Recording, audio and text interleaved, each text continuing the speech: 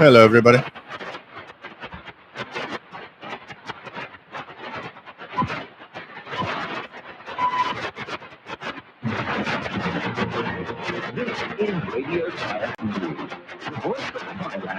Not as good as the other day, but still a glimpse of Radio Thailand on 13750. Bring this a little closer here. So Radio Thailand, but it's not as good as it was the other night when we did the live show. Let me check it out here. Everything's all right here.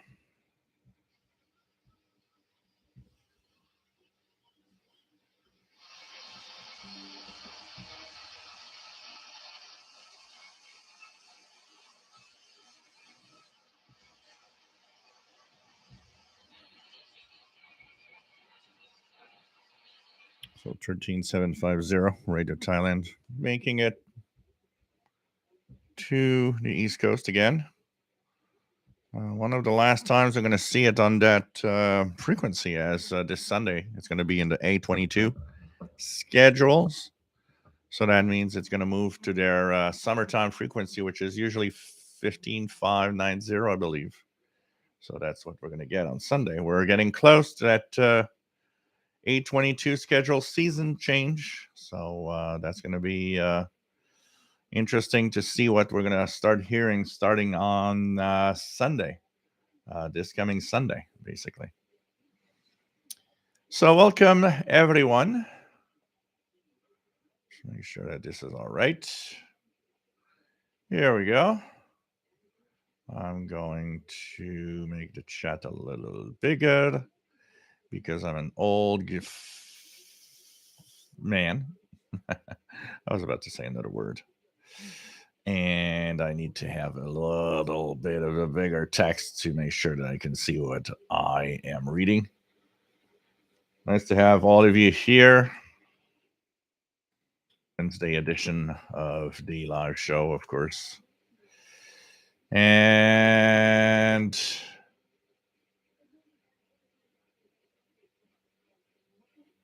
here we go.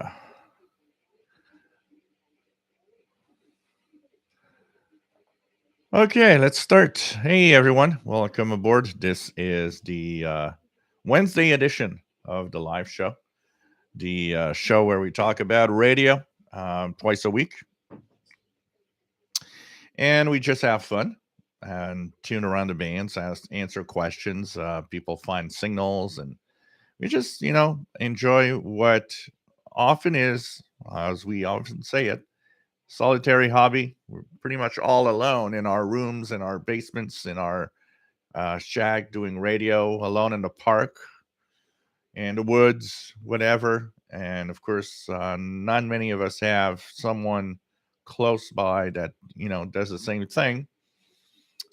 So this is cool because this is where we all meet up and all are together for radio listening and just having some fun with our radios, but as a gang, as we are together, and we are many guys together at the same moment, tuning around. So and sharing about our radio experiences. So it's really cool, and really a lot of fun to be here doing this all the time. And I know that you guys love the live show, so this is always a pleasure to do so. Let me just do a little something here. Here we go. Okay, so this is of course a show that is twice a week. We are here on Wednesday, or that's for North America, Wednesday evening around 8 p.m. Eastern Daylight Time. That's Thursday for most people at 0 hours Universal Time. And we are here Saturday at 4 p.m. Eastern Daylight Time. That's 20 hours UTC. We talk about radio. Somebody asked me the other day, says, well, I noticed your shows run some like 3 hours, but sometimes I've seen you do 2 hours, or what's the usual time? Well, there's no fixed time to the shows. Technically, it could last an hour and a half It could last 3 hours, or it could last like the record that we have, 5 hours and 30 minutes. It depends on so many things. If I'm tired, and the participation of everybody, what I have to say. There's so many things that actually come into play as to how long a show will be. The Wednesday evening show might be a little shorter more often than the Saturday one, for a simple reason. Here it starts at 8 p.m. Eastern, which is already late. So, if I do 3 hours, I'm at 11 p.m. Eastern. I have my full day already, and that I've done so many things. So sometimes, I'll be maybe a little more tired on Wednesday evening. We'll cut it a little shorter sometimes, but not always. It depends. Depends on, like I said, many factors. There's a lot of things that come into play that'll decide if a show goes on for, 4 hours or not, or 3 hours or 2 hours. But there's no real set limit. I try to do the 3 hour thing most of the times. In general, it's not that difficult. But if you want to try it, I suggest that you try it. Talk for 3 hours in front of an audience, and come back to me. So you'll see that it takes a lot of energy, and you got to be there, and you got to be you can't just sit down and say nothing for 10 minutes. It's surprising how after 3 hours you're kind of drained. You're like, wow, okay. Um, the other funny thing about this, and I've said it in the past, is how it's very interesting because you guys are not here physically, but you're here in the chat room. I see the counter with the amount of people watching. And one of the funny things about this is that while I'm doing the live show with you guys interacting, I have the impression of being in a room full of people. Like I said, even though you guys aren't here physically. And it's funny because every time I shut down the live show, it definitely feels like I went from a room full of people to I'm alone now. I'm back into my little world. It's just funny the way that it actually makes you feel to do live shows like this. This year, so many things are happening. This year is the 40th anniversary of why I'm here. So on in August, we'll see what we're going to do for something special in August of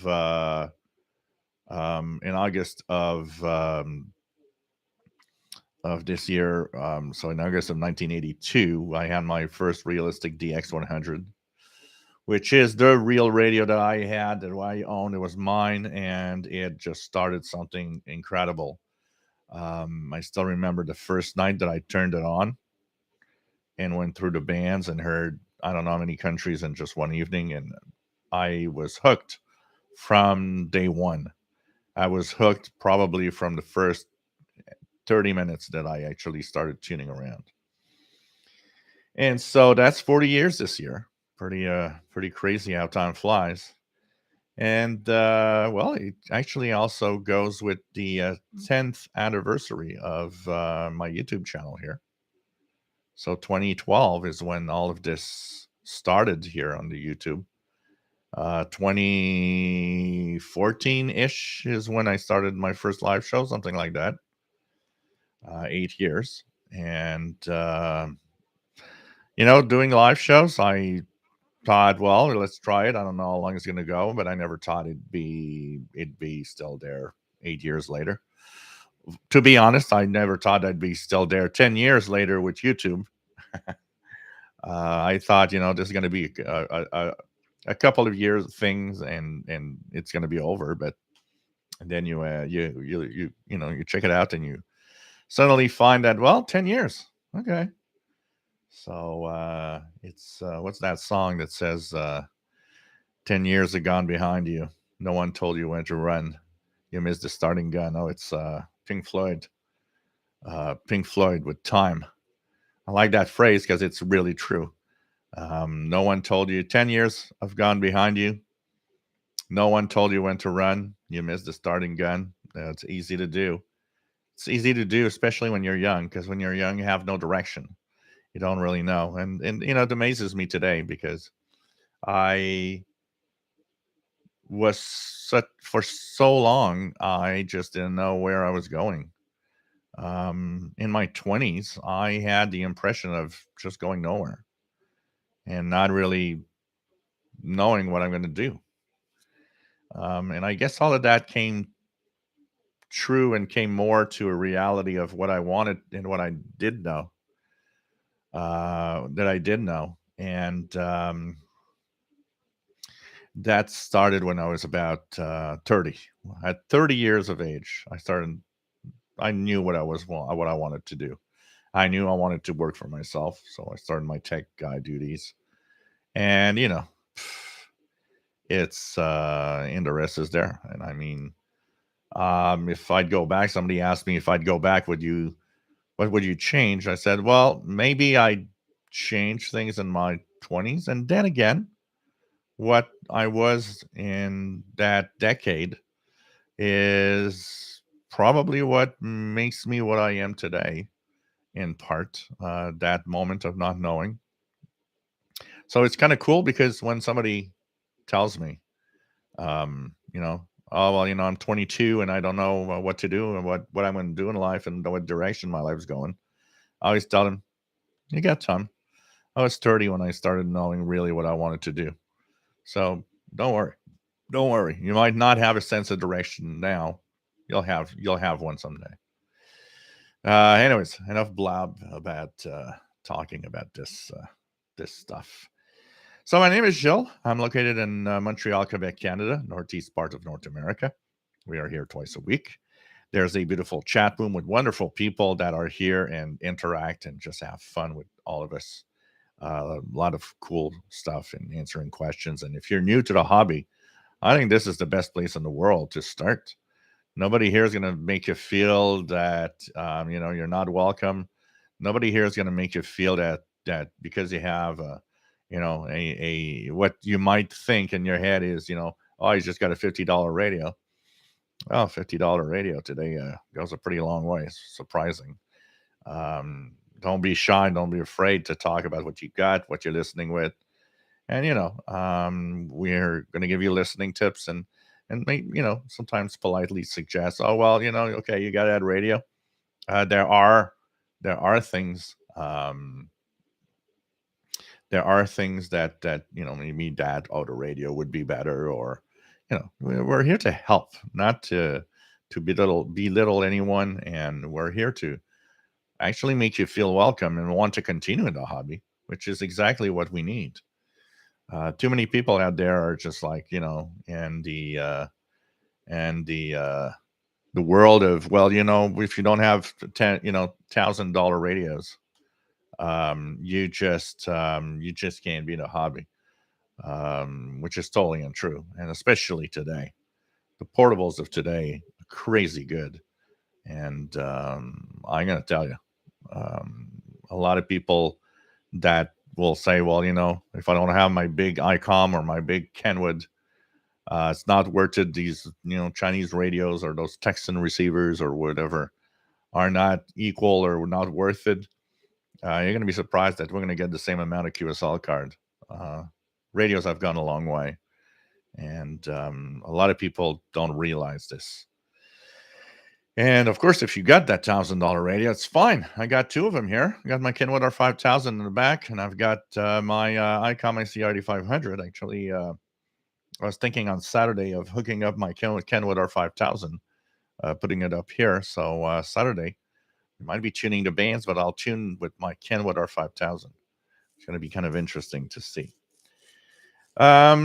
When all of this is over, we do have a Facebook group, which has the same name as the YouTube channel here, official SWL channel, 2,500 members ish, and lots of great people, great group. People are always, always happy to be here and be there also and share what they are, um, listening and the radios they have. And a great example of a lot of people having very decent, low cost portables, going outside, showing us that, hey, I'm listening to the other side of the world with this thing. and just shows you that you don't need that much of an equipment to actually be in the game, as we say. Now, this coming Sunday, something special is coming up. We're 130 from the last count that I had from Sheldon. We have a one of a kind thing coming up this Sunday, and it's a Zoom meeting. So it's different from this. This is a live show. This is, we do a live show here twice a week. Duh. But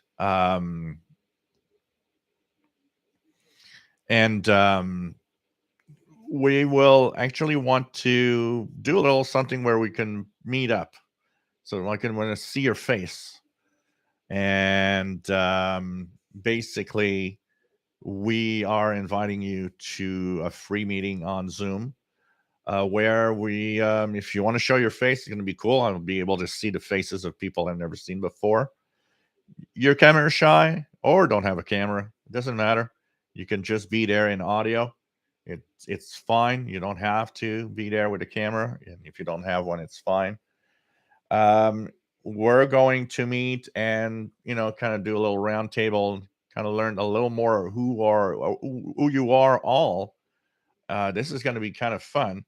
I think it's going to be a pretty long thing, because the more people we have, the longer that's going to last on Sunday. So this is going to be kind of interesting, and it's going to be nice to see and to have everybody around. So you guys are going to learn more about other of all the others, and because you guys know all about me. I'm here all the time. I show my face all the time. You guys have, there's no more secrets for you guys with me. But the Zoom meeting is going to be a time where it's the other way around, learning a little more about all of you guys. And so if you guys want to join, you got to register in advance. Like I said, we are 130 right now. So the Zoom meeting is Sunday at 3 p.m. Eastern Daylight Time. That's 19 hours Universal Time. And to register, and once again, it's free. You just go to the link that I'm sharing right now. And here we go. Click there. Enter your name. Enter your email. And you're going to receive an email with the passcode and all the instruction, the link for Sunday meeting. So you're going to get there and be there for 3 p.m. Eastern Daylight Time. That's 19 UTC. Come and join. Don't be shy. Like I said, if you don't have a camera, it doesn't matter. You don't have to show your face. I know some people are very camera shy. I don't feel like it. But I think it's going to be cool to kind of have the other way around where I'll meet you guys. So this doesn't replace the live shows on YouTube, and it's not a live show on YouTube. It's really a moment where all of us are going to be together, and we're going to learn a little more about all of you, which is going to be really cool. I want to thank the Canadian International DX Club and Sheldon Harvey for the use of the Zoom platform from the club. And I think this is definitely going to be a lot of fun to have a little bit of you guys. So don't be shy. Join us on Sunday. And I think it's going to be a lot of fun. Okay. Sunday is, of course, the A22 schedule season that's coming up. So that's also something to remember. On Sunday, we're going to be lost. So the schedules are going to be there, changed. And of course, all the schedule apps and all the schedule stuff that all the stations you're listening to might actually not be the frequency and times that you were supposed to hear them. And that's because the schedules are going to change for the summertime in the Northern Hemisphere, wintertime in the Southern Hemisphere. Typically, we have 2 schedule seasons every year, which is the A and B schedules. They last 6 months each. So we're actually ending the B21. What does B21 mean? B for the second schedule season, and 21 for the 2021 season or winter season. Now we are in 2022. So that means A22 or the first schedules of 2022 are going to come in effect. So that's going to be interesting to see what stations, a lot of stations use the same frequencies in general. So some of them, if you remember when you were listening last year in the summer, you're going to know, or in the winter and down in the other hemisphere, you're probably going to, have the same station on the same frequency. But there are stations that are going to be on frequencies that are different. So this is going to be kind of interesting to check out and see what stations. And next week, I'll have probably a lot of videos, kind of having a little bit of info of my personal tuning and experience as the A22 schedules are in effect. So enough talk. I've been talking for 20 minutes. Not bad. Gabriel, nice to have you on board from Uruguay. Bobby Burgess in Morgan City, Louisiana, WA5107 SWL. Nice to have you here. Gary 24 fan, nice to have you on board in Northern Maine. Robert Cross, nice to have you here. We have John Hummel Newell, nice to have you here. VE5JHN. And by the way, let me check quickly the email. Not miss out on anybody here. Some people do just send emails. So through email, we have Richard Lemke that says it's way too nice outside at 19 Celsius today to be in front of a computer screen. And so in St. Albert, Alberta, Canada, 19 Celsius, almost 70 Fahrenheit. That's not bad at all. So he says that he's looking forward to the show and also to the Zoom meeting on Sunday, which is going to be cool. So he's, of course, registered. So nice to have you on board, my friend. And it's cool to have everybody here. Also, we have sorry guys. Rob, nice to have you here from Phoenix, Arizona. Mark Cope from Dallas, Texas. Shelly, South Central Pennsylvania. Dwayne, nice to have you on board from Northeast Tennessee. David, KJ4CMY from Central Georgia. Thomas Olson, nice to have you on board. VT Radio, Paul, nice to have you here. AA1SU from Northern Vermont. We have Rufus Newt from Laurentian Valley, Ontario. VE2055SWL, nice to have you on board. And after a month of no eat, and the problem is it created. So hopefully everything's back to normal. Timothy Exler, salut, ça va bien? J'espère que tu vas bien toi aussi. Nice to have you on board. JDA Dakota, nice to have you here from Wentzville, Missouri, where it's rainy and chilly. Here it's going to rain for the next 3 or 4 days. Mostly rain, a little bit of snow mixed in at times, but mostly rain. So we're looking for gray weather for the next few days. Cheers, everybody. My vodka cranberry. Just going to say a little cheers. Here we go. Nice to have you on board. And Rufus is VE3055 SWL.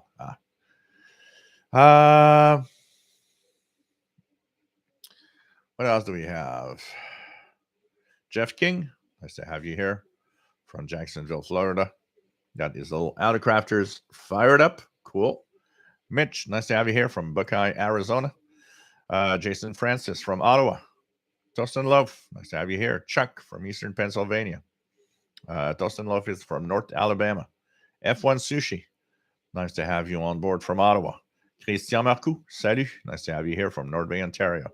Mickey Dalmage, Sherwood Park Barbecue. That's cool.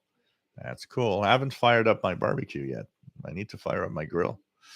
I almost did the other day, but it just didn't happen. Keegan, nice to have you here from Northwest Arkansas. What else do we have? Keegan is listening with his Ethon Grundig Edition Field BT Radio and Ethon Grundig Edition Satellite with SSB. Hugo, nice to have you here, Southern California. Doug Smith, nice to have you on board. I've noticed better propagation and reception in Virginia lately. Same up there. Oh yeah, propagation has been amazing. This is the time of year when things are not too bad on the sun, and activity is all actually higher on the sun than it was last year at the same time. We're getting some amazing propagation. Michael and Andrew, nice to have you here. Yogi from New Orleans, nice to have you on board. And what else do we have? Gary 24 fan. Yeah, pretty much. Yeah, 54 and 53. So really close. Got my 53 on Sunday actually. Meta Lunar, nice to have you here. Nice to have all of you on board for sure. Let me just go down. Okay, David, KJ4CMY, see water in the aquarium, put out the fire. Yep. Fish tonight. I thought, let's try an aquarium just out of curiosity. It's not the best looking, but it kind of works. Kind of works. I thought, yeah, let's try that. So, yep. So the fish put out the fire. WF7I Homebrew, nice to have you on board, and hope the Zoom is next Sunday, not last Sunday. WF7I Homebrew. It's coming up on March 27th. Joe Rodman, nice to have you here. David, nice to have you on board from Bellechasse, Louisiana. Not bad. There's actually that name, Bellechasse. Three streets from here. 3 streets from here. If I go south, I'm actually on a street called Bellechasse, which is a common French name. Brent, VE3JXD, nice to have you on board from Frogville, Ontario. Hope you're doing well. I've been wanting to sit down in front of my Yaesu FT450 and do a little bit of contacts in the past couple of days. I need to take some time for that. I've been hearing quite a few stations from Europe, and since I got that station in Spain the other day, I was like, oh man, I want to be there.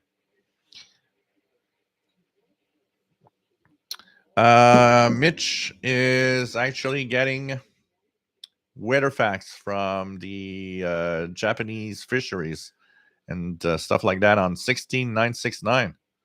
Pretty cool. Pretty cool. I don't know if we can hear something here about that.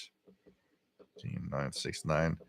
But the propagation, conditions are right for that type of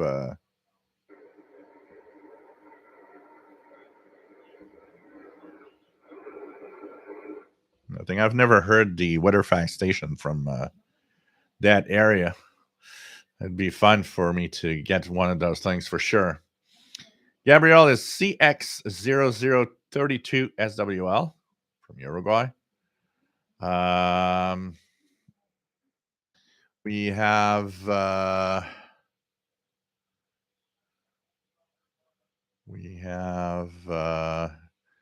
me just go down here and we're gonna okay, 804, 804, 804. Let's just go down here. So DJW883, nice to have you on board.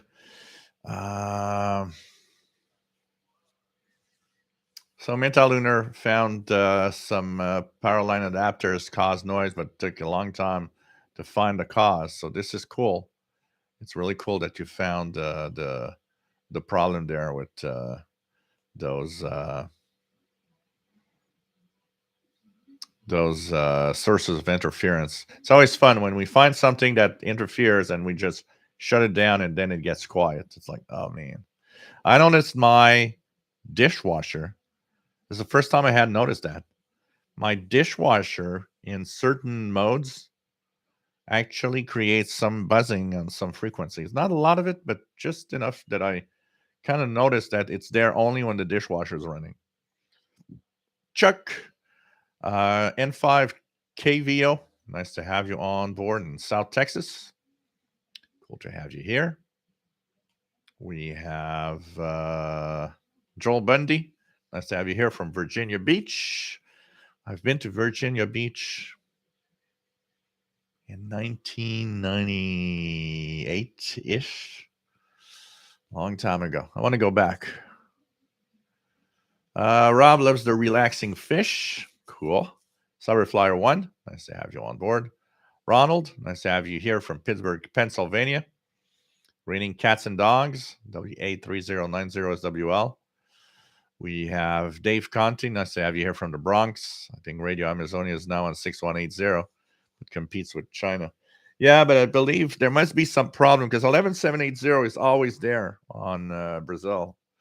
I'm wondering if they're not having some issues with the transmitter on 11780 because it's been missing for many days now. Brad, nice to have you here from Texas, N5LUL, WA5192 is WL.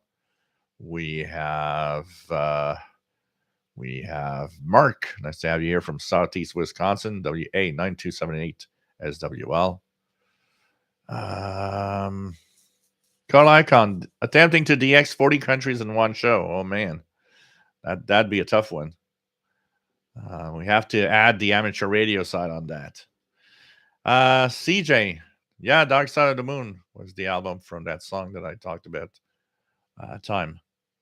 Richard, nice to have you here from Albany, New York. And now WA2157SWL. Pretty cool. Pretty cool. What else? Let's go down. Let's try to keep up. Try to keep up. Tom DXer, nice to have you here. WPE2QED, Hudson Valley, New York. Jim from Rhode Island, nice to have you here. We have Bob Lewin, nice to have you here. Bob, N2VOI. CJ says he feels like if you had $1,000 radio, he needs a net $1,000 antenna with it. Mad Radio DXer, nice to have you here from the UK. Osakama, are there any amateur shortwave bands, not VHF, UHF, I can transmit on when I have no backyard to put an antenna up? I've seen things like little verticals, specialized antennas that are very small verticals and that are designed for people that have no space or pretty much very little space.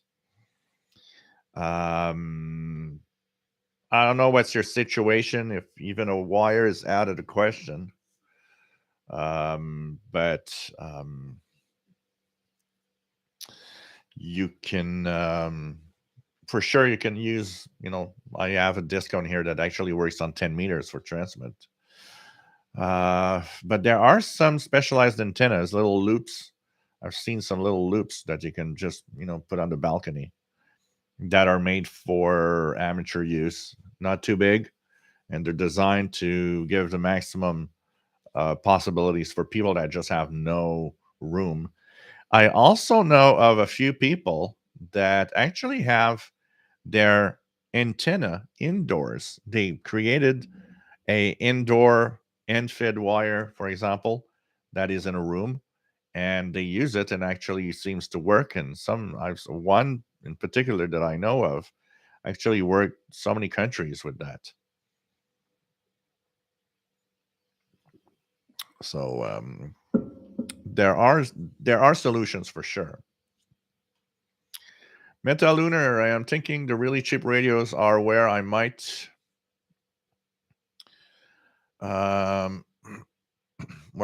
spend more money over time. Ironically, I just got a $10 NOAA weather band radio to play with today. Easy to always justify getting cheap radios. Oh, for sure. 10 bucks, 20 bucks, 30 bucks. It's like not that big in the wallet. And it's like, yeah, okay, new radio. I can justify 20 bucks. Christian Marcus says the Facebook group moment should be called the after party. Yep, it's the after party. Absolutely. John Hummel Newell can't wait for the Zoom meeting. Really looking forward. Cool. Jeff King.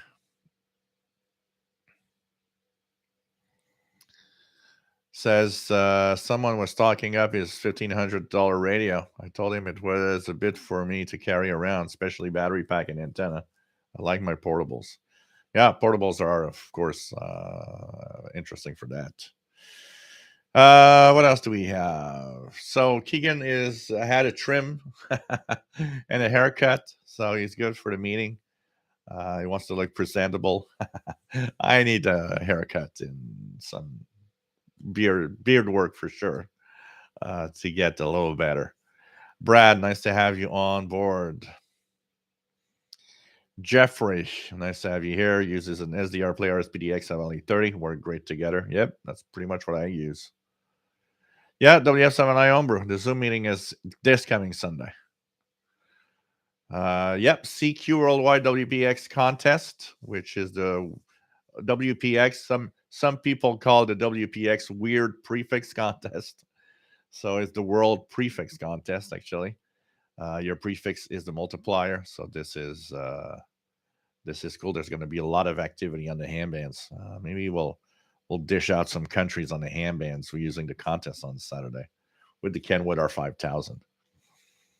Zen Pharaohs following along with the Air Spy HF Plus Discovery, antenna toys, including new one made U-loop using bigger coax. BNC connectors works okay, but I think I didn't wind the balun well enough yet.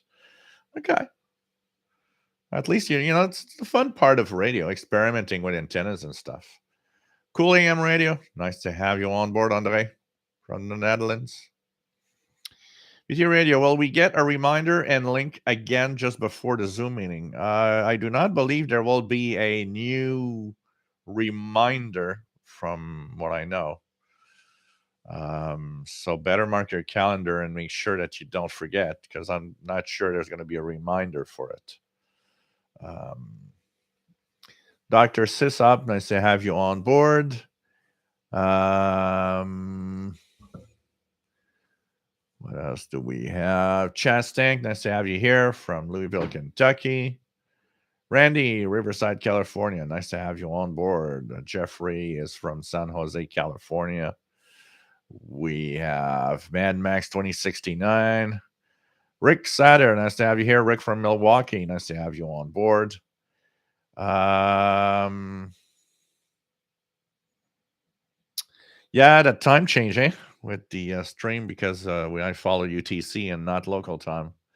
So it makes for a time change for a lot of people. Actually, you guys in Europe are going to feel that same change starting Sunday, because you guys are in Europe are changing their time this weekend. Michael Ancher in Illinois. Alice there. Nice to have you here from Oregon. Just picked up my first unit today, an Ethon executive, elite executive, and an Alpha employee from the shop gave me your info. Hope to glean some good info. Cool. That's nice. So you're here. You're at the right place for all the information, and look at the YouTube videos and follow along. And you're gonna be a expert in no time with us. Andy in Manchester, UK. Nice to have you here. Jesse Erickson. Nice to have you here from Minnesota. We have, are there any more shortwave stations coming on air or extending their broadcast to Ukraine this past week? I have not heard of more stations since Vatican Radio and Radio Exterior de España have decided to add or make available some of the broadcasts towards Ukraine. So up to what point? It's very difficult to assess the importance and who, how many people have a radio. There are radios out there, that's for sure. Alan Hendelman Show, nice to have you here from North Carolina. What else do we have? David, we had tornado damage nearby on Tuesday in Louisiana. Wow. Hope that things are not too bad and that you're safe. That's the important thing. Mike Jam, nice to have you here from New Hampshire. Dennis from Fort Worth, Texas, K5D DMJ. Nice to have you here, my friend. Nice to have you here. Um,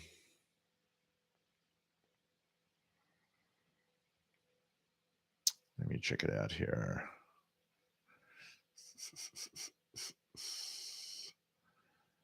Okay. Going on radio. Sometimes Jill is longer busy with greetings to everyone than talk about radio. No offense. Yeah, but I want to make sure that everybody feels welcome. It's part of the fun saying hello to everyone. Uh, what else? Gustavo Hernandez. Nice to have you here from Venezuela.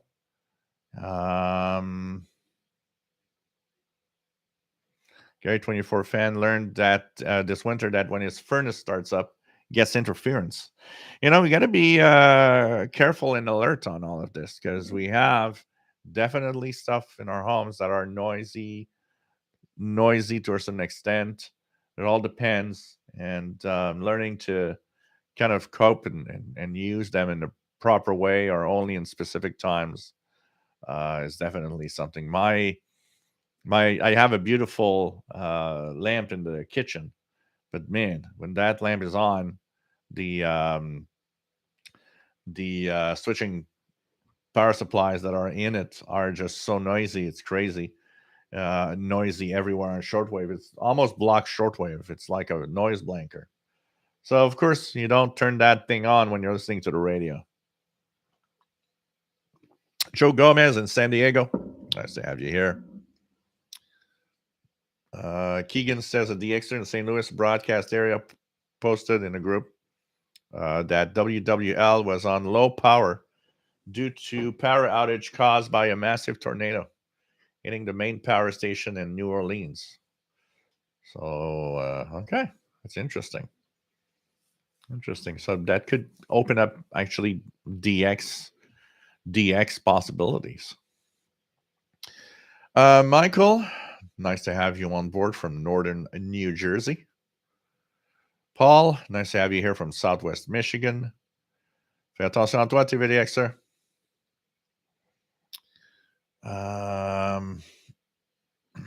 Coolium Radio sharing MFJ 1622 and 1624 examples of antennas that could be used on balconies for ham radio. So that's possible. Dr.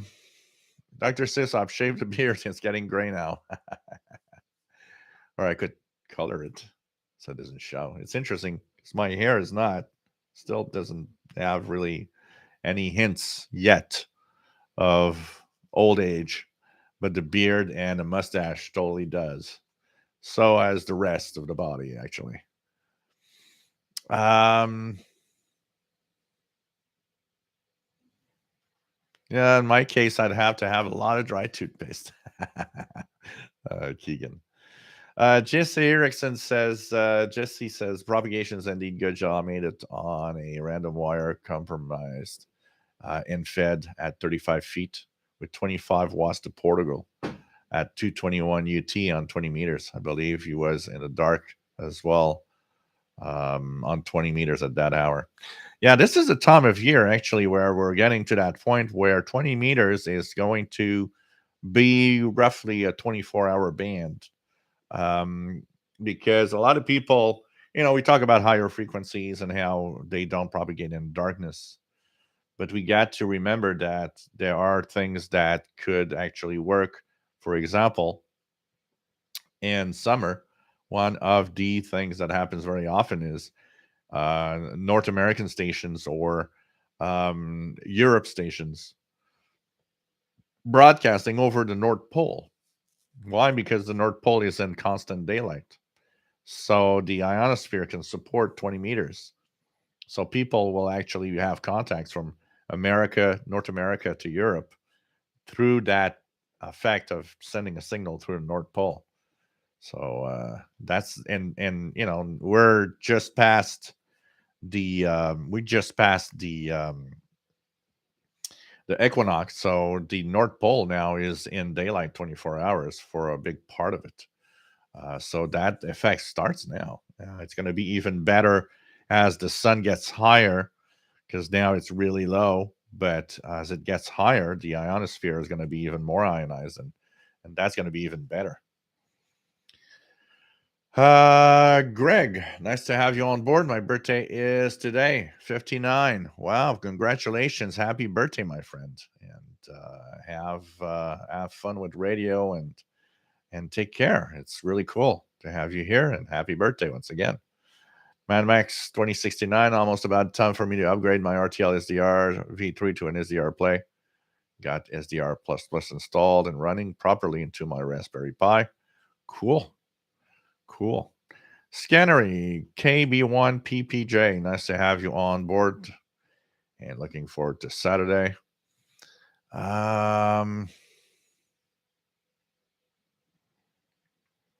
William Helms, nice to have you here from Florida.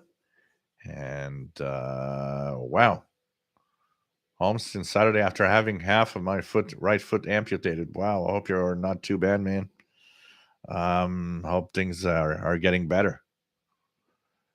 Chaz Tank, I'm thinking I may have a cold Mozit on hand Sunday for the Zoom. Cool. Why not? So that's cool. Hey, I'm down. I've reached the bottom. So Tostin Love says, I bought some LED shop lights for my shack a while back, and they turned out to be horrible noise sources. They must have used a switching power supply instead of a plain transformer. The most of the LED lights and bulbs today are actually very noisy, and you've got to choose carefully. There are some models. I've got some Philips bulbs here. They are very quiet. They probably do use a switching transformer, but the way that they're designed, haven't heard any noise coming from there. The only noise I get is when I'm really close. If I put a portable very close to it, definitely the noise floor rises on the radio. But in general, no, nothing special. Paul says, was wondering why there was severe interference on most bands tonight. The Winx air purifier I bought yesterday was the culprit. Wow. You never know, huh? You can't really try it. And that's the biggest problem. Because what happens is that you buy stuff, and, I can't imagine myself going to the store with my portable radio and saying, can you turn this thing on so I can check with my radio if it's noisy? The guy's going to look at you like you're a weirdo. Anything on 6950 upper sideband or 6935 AM? I'll look on the SDR, which is the easiest way to see immediately if something's on the bands.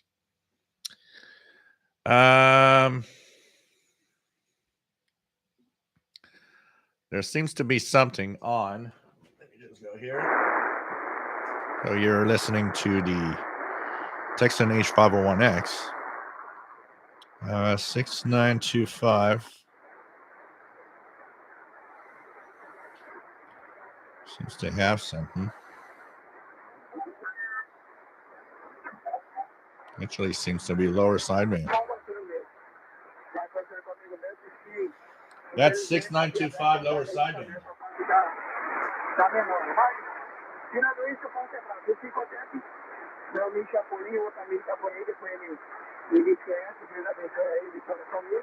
Seems to be in Spanish.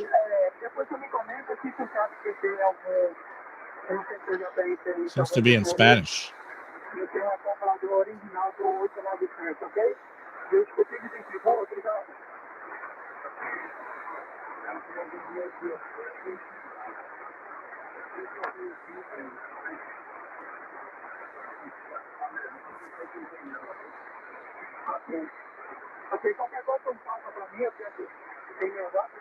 As for the rest on the SDR, I don't see much. Maybe a line on 6950. Barely daring.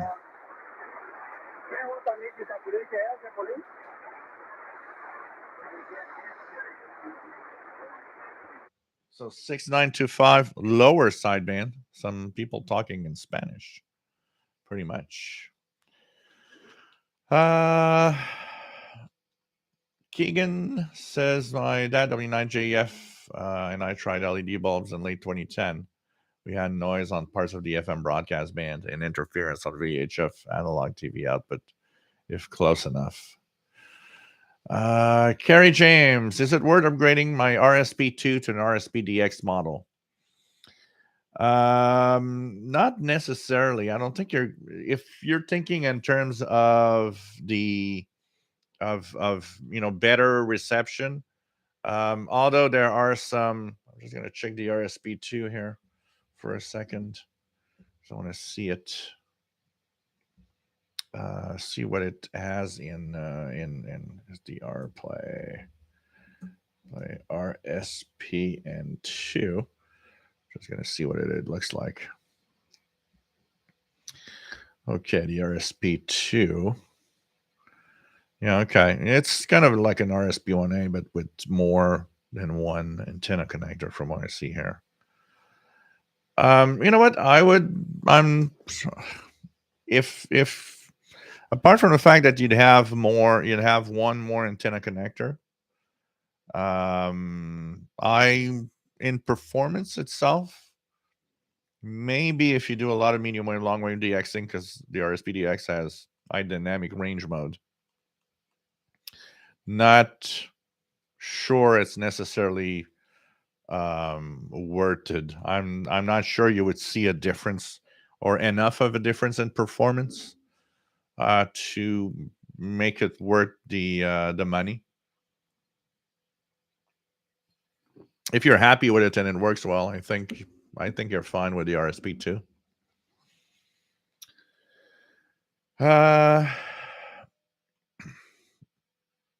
Gary Pence, nice to have you here, Gary. KM5X in Dallas. Brent asking if anyone has the MFJ 1886 mag loop. I believe there's a few that I've seen in the chat or in the over time that do use that mag loop. Yeah, Peskies. Probably some fishermen. A lot of people are asking, what's Peskies? Some fishermen. So they're in Spanish, so they seem to be maybe East Coast or Central America or something.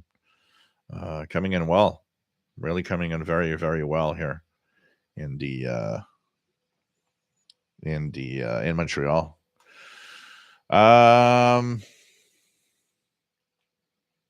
What do we have? So Scannery says 6925 is 10 over in Rhode Island. What else do we have?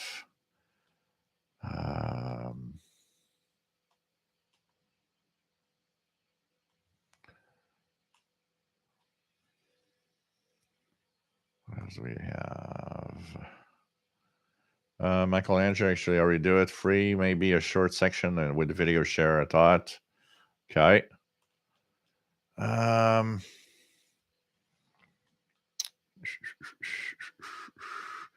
Tim Parsons, really enjoying your videos, trying to follow your instructions for receiving weather facts, but I got confused on the FLDG waterfall part where USB is used.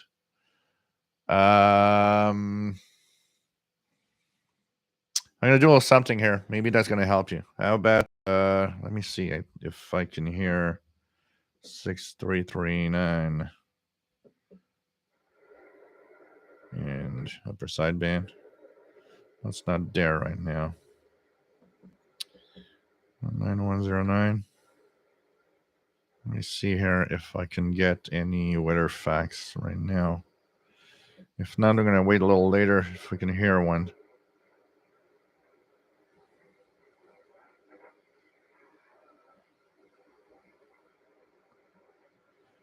Now I am not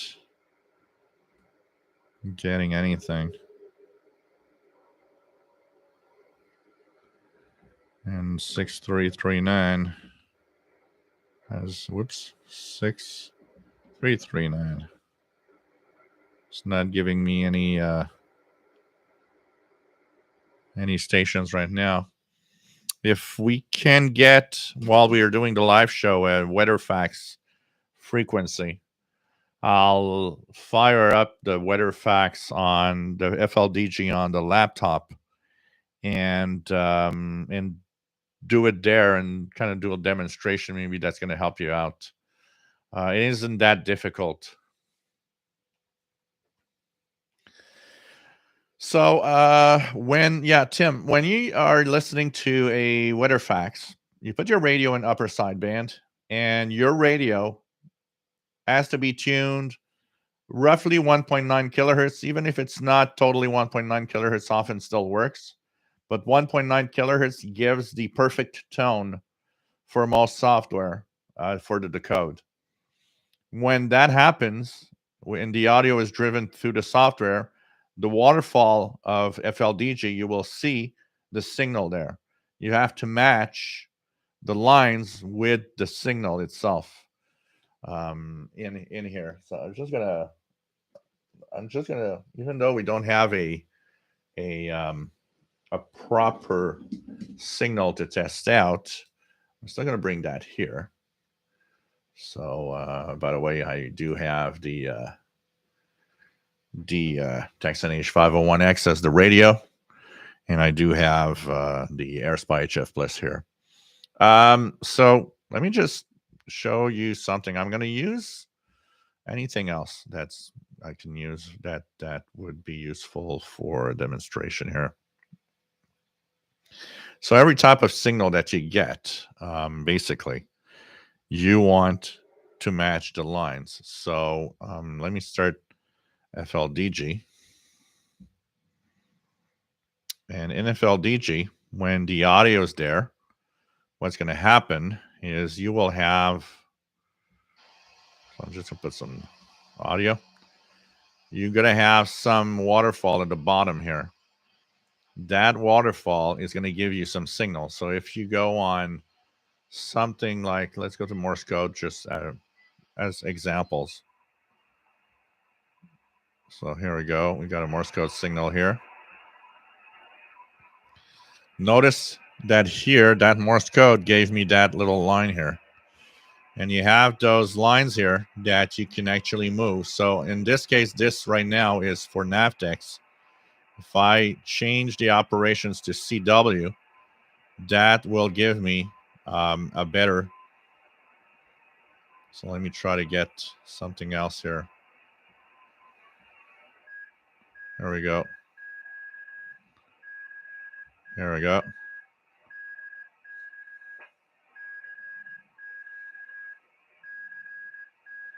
CQ. DX.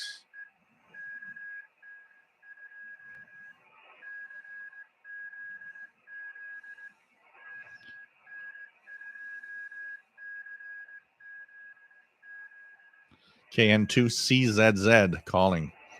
So you see that signal in the waterfall gives me a different color. It shows me the waterfall at the bottom. It shows me where the signal is. So you just got to match it. You got to follow it. So in case of a WeatherFax signal, you will choose IOC 576. Now you have that big box. When a WeatherFax station is broadcasting and you've got the right audio, you'll notice that you can match the lines with the signal that you'll see on that waterfall to have it decode. So fortunately, we don't have right now any examples. By the way, a lot of people are getting fooled by this. Do not look at the frequency that is on the screen. Okay, there's a frequency on the top left. That is not for you if you're just listening. Okay, ignore that part. That you don't touch. It doesn't matter what's there. Okay, what you're going to focus is your own radio needs to be on the frequency, and you'll focus on the right mode, having the right operations mode, and then focusing on the waterfall at the bottom where you want to get that signal as much as possible of that signal there. So and make sure that you can pinpoint with the correct mode. It's very important. That's the way it works.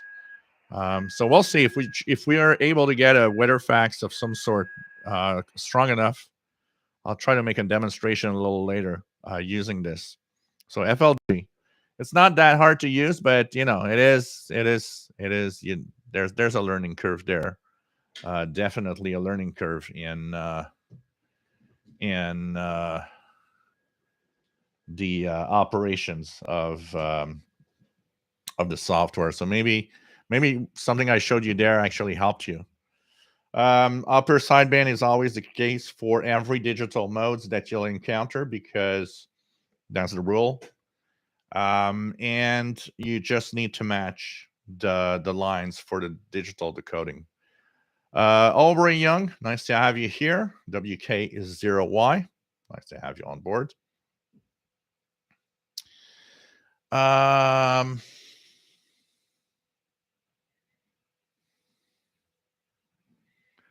else do we have?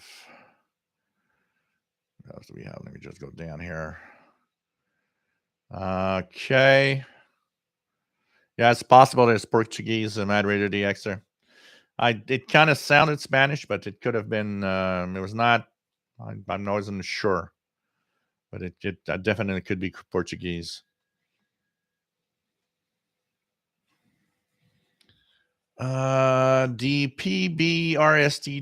Nice to have you here from Northern Green Mountains.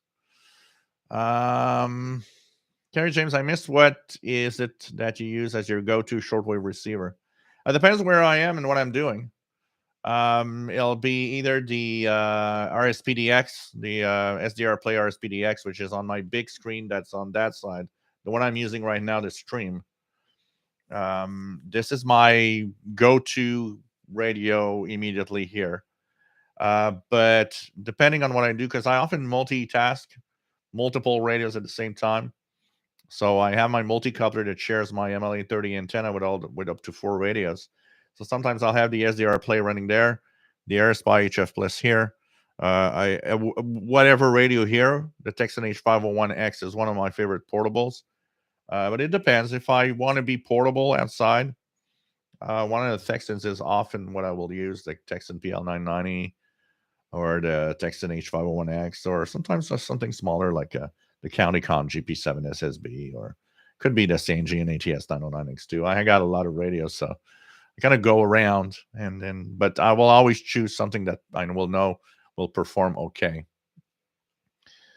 Pierre, salut, nice to have you here from Quebec, Canada.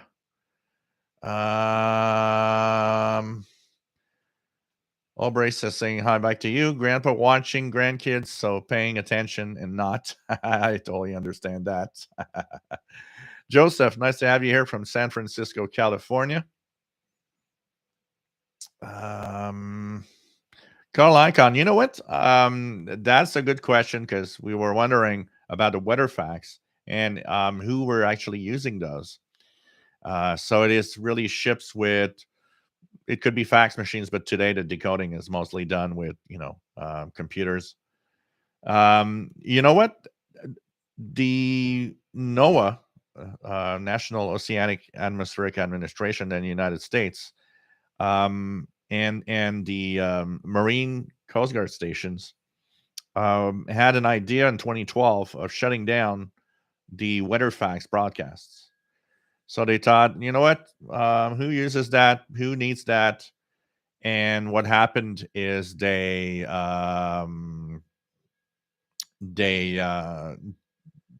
issued a warning that the weather fax charts and broadcasts would stop. And they actually got enough complaints of people saying, no, you can't stop those. We're using them. We still need them. That the decision was actually reversed. And they finally stayed on the air. So in times when we might be thinking, who uses that? At the same time, seems to show that some people are actually still using them. So they continued after that moment. And it was kind of interesting to see that enough people seemed to complain and say, no, please don't stop those, to maintain them, actually. Zen Pharaoh sneaking under huge splatter of 5935 on 5930. Am I hearing anything on 59? Let's go to 5930 here and see if I can actually lower sideband.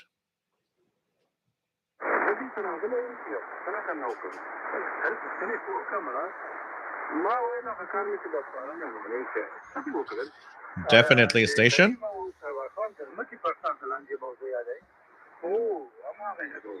So that is definitely not Algeria. It's not Arabic. This is the BBC. It's the BBC for Afghanistan from Austria. They're in, at this time, 01:30, they're in Pashto language. Because that definitely didn't sound like Arabic. So that's Pashto language for Afghanistan, and it is from the Austria transmitter side. So to get away from the interference, I'm using lower sideband on 5930 to avoid WWCR on 5935. Seems to be some cows. So BBC in Pashto to Afghanistan, and that's transmitted from the Moosbrunn Austria relay. So definitely BBC. Joe Ryman, CQ, yep. Solitary radio listener. Nice to have you here from Southern Illinois. And once again, happy birthday to Craig. We have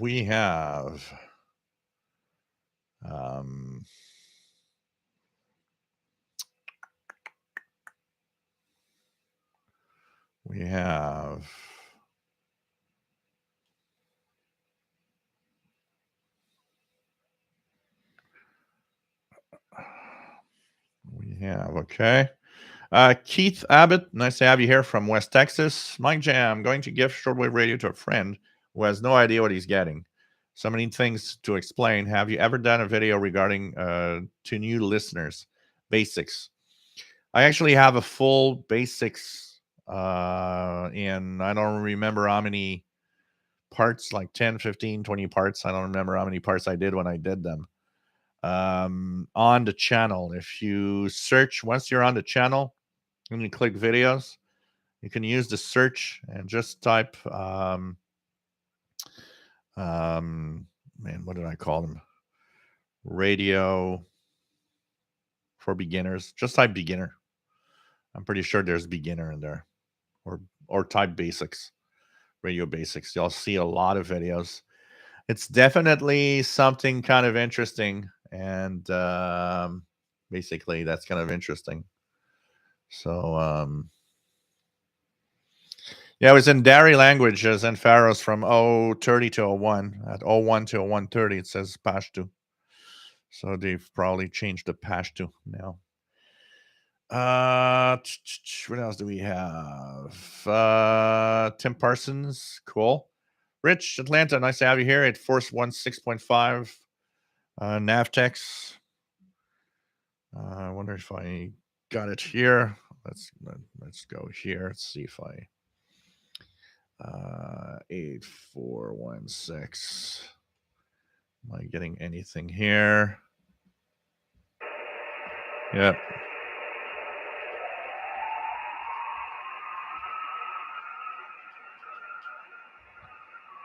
So look at that, guys. I'm going to put the camera and we're going to decode Navtex. So here is the camera on the screen. I'm going to go get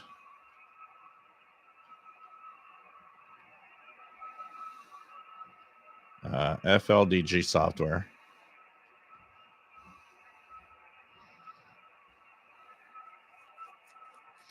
I'm going to go get the mode, which is Navtex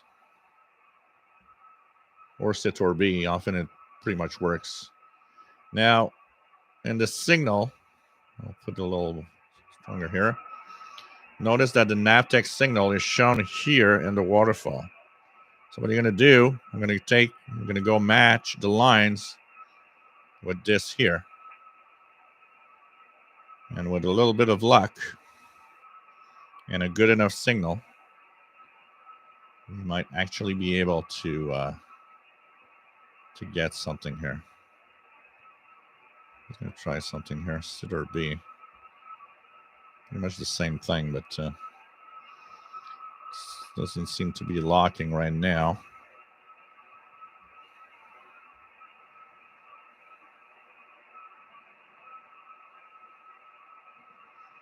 I'm not getting a decode. Let me just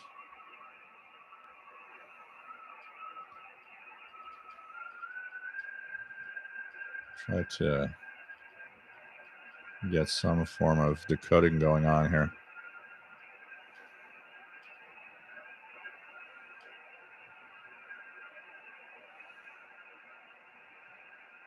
So I'm not getting a decode here. The signal to noise ratio seems to be too high, probably. Oh, getting a little bit, but just barely. What we're going to do, we're going to try the same experiment. We're going to try it with a different machine. So here,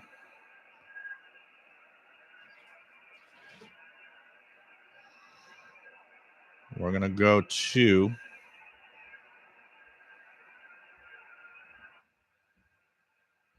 just lower this noise a little bit. Definitely. Oh, let me check if I have the right sound device configure. Sound card. Devices. Stereo mix is the input. Yep, should be okay. Should be okay. Stereo mix input. So it seems to have a hard time with this signal here. Let's do same thing. I'm going to put a little bit of audio here. And we're going to go to the Texan receiver here.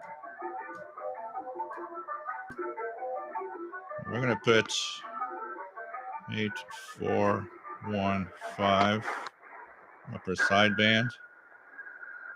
Okay. We'll put some audio here. I think that's Argentina.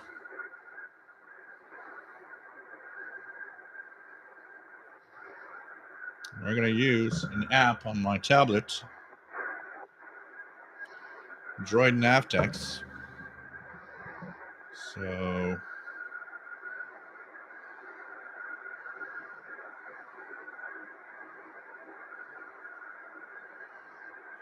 just going to erase everything.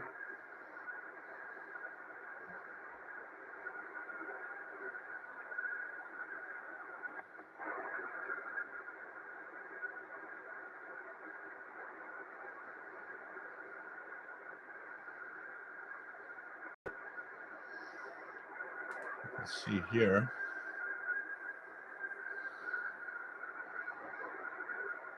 It's just too noisy. Even the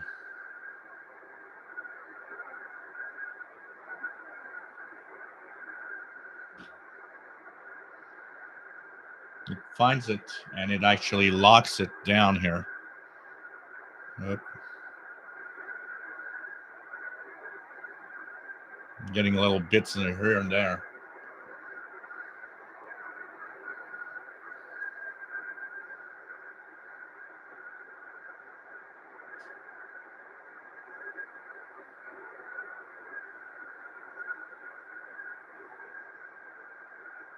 Unfortunately, Navtex is one of those modes that if it's really too noisy,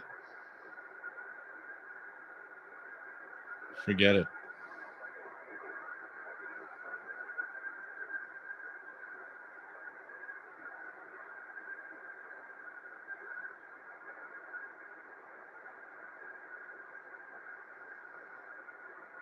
I'm pretty sure that is pretty sure that is L2C out of Argentina. That one, you have to have a decent signal in order for that to actually work well. So that is pretty much L2C Argentina. Pretty sure that's the one I hear all the time there. And it's nice to decode Argentina with their often in Spanish and Antarctic info and icebergs and stuff. Kind of cool. Okay, let's just check down here. No problem. Cool AM. What else do we have?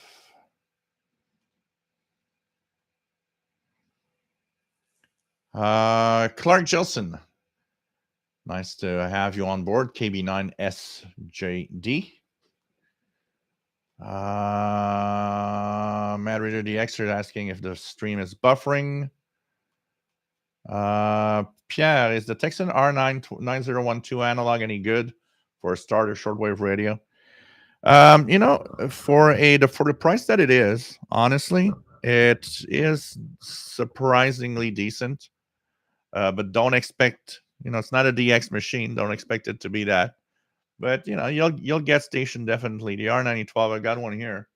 I need to make videos with it. I haven't taken out and make videos with it for a while.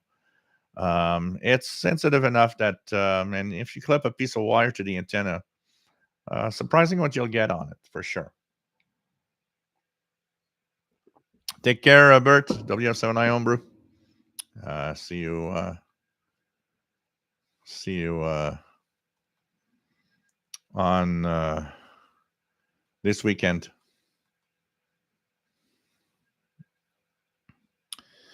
What else do we have?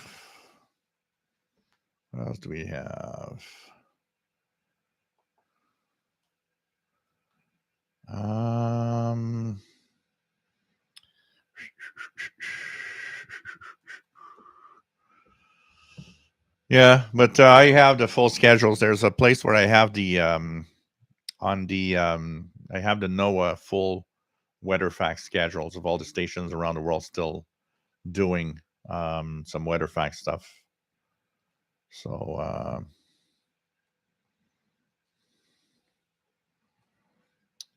what else do we have? So, the radio listener, has anyone heard anything new about the Voice of Greece leaving shortwave at the end of March? I can't find any new information. No other information has been posted anywhere since that original Greek post. And I haven't heard anything after that.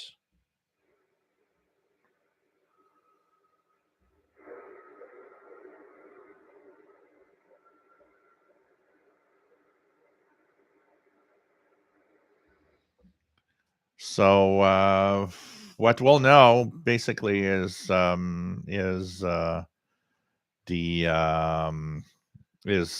week, if they're still there, and next week. Typically, when a station stops, they often stop at the schedule change, although Greece never changes frequency. Yeah. What else do we have?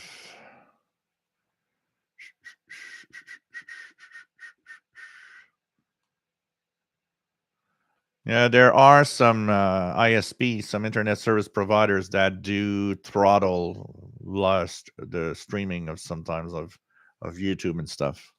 It can happen, which is kind of kind of sucks. Dennis, nice to have you here. KF4VBD, North Georgia. Nice to have you on board.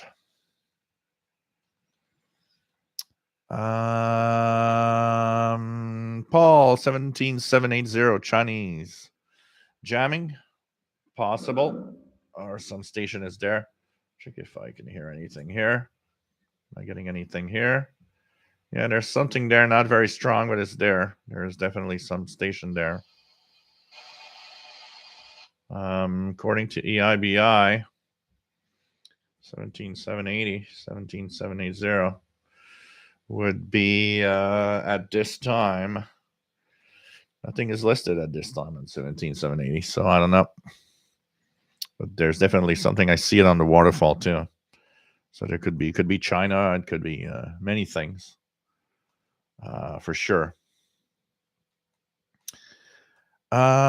Joey, forget, but how do you decode Morse code with a cable jack? Is it from your PC to a line out or a line in? So it depends on what. So, for example, if you have a portable radio, if the portable radio has a line out, that is perfect because you can use the line out. Like, for example, the Texan H501 next here has a line out. That's what I'm using in the console. And you could put that in the microphone jack of your computer, and that will work. Um, the On the PC itself here, the sound card of my laptop has the ability on itself to have what we call stereo mix in Windows. That's the first thing you need to look at when you're in Windows if you're using an SDR. That's the thing. You have to have the audio virtually connected. So on some cards, some audio cards give you the ability to have a stereo mix in Windows. When that happens, it's cool because it's very simple. You just enable stereo mix, and that will virtually send the audio to the app that you want, like FLDG. In cases where that doesn't work, where you don't have stereo mix, you need to add something which is called VB Audio Virtual Cable. That is something you have to download from the internet and install, and it creates a virtual cable that drives the audio from your PC to whatever app you're using. So it depends on your PC. It depends on many devices. On many external devices, like my tablet that I was using, you don't necessarily need to have any cables. If it's quiet, you can just use the microphone, and actually, it's going to work. So, and I do that all the time. The tablet Dr. Sisop is a Amazon Fire 10 tablet that I've did the little modifications to get the Google Play Store in it.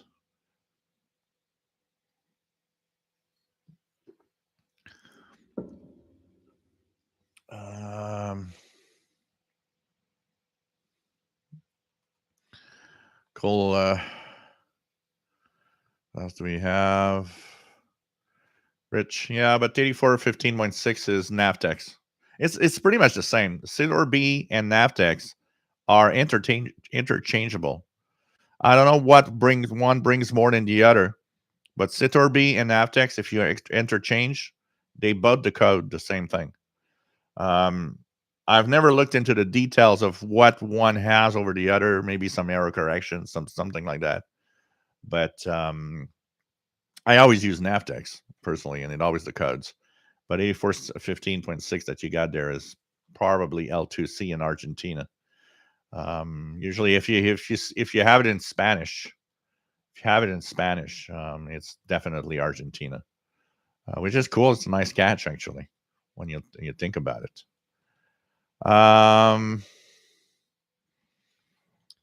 BT Radio just finished recapping the National NC300. It's a tube ham radio receiver from 1958, receiving very well. So pretty cool. These are always fun. Sanfaro, speaking of utilities, can you decode the big RTTY signal at 8144? No, I believe that one's encrypted. Most of the RTTY. See here, I got nothing on 8144, but most of the RTTY is pretty much encrypted today. There's very little unencrypted outside of the amateur band, except for Navtex and stuff like that. John Beckham, nice to have you here from Northeast Florida.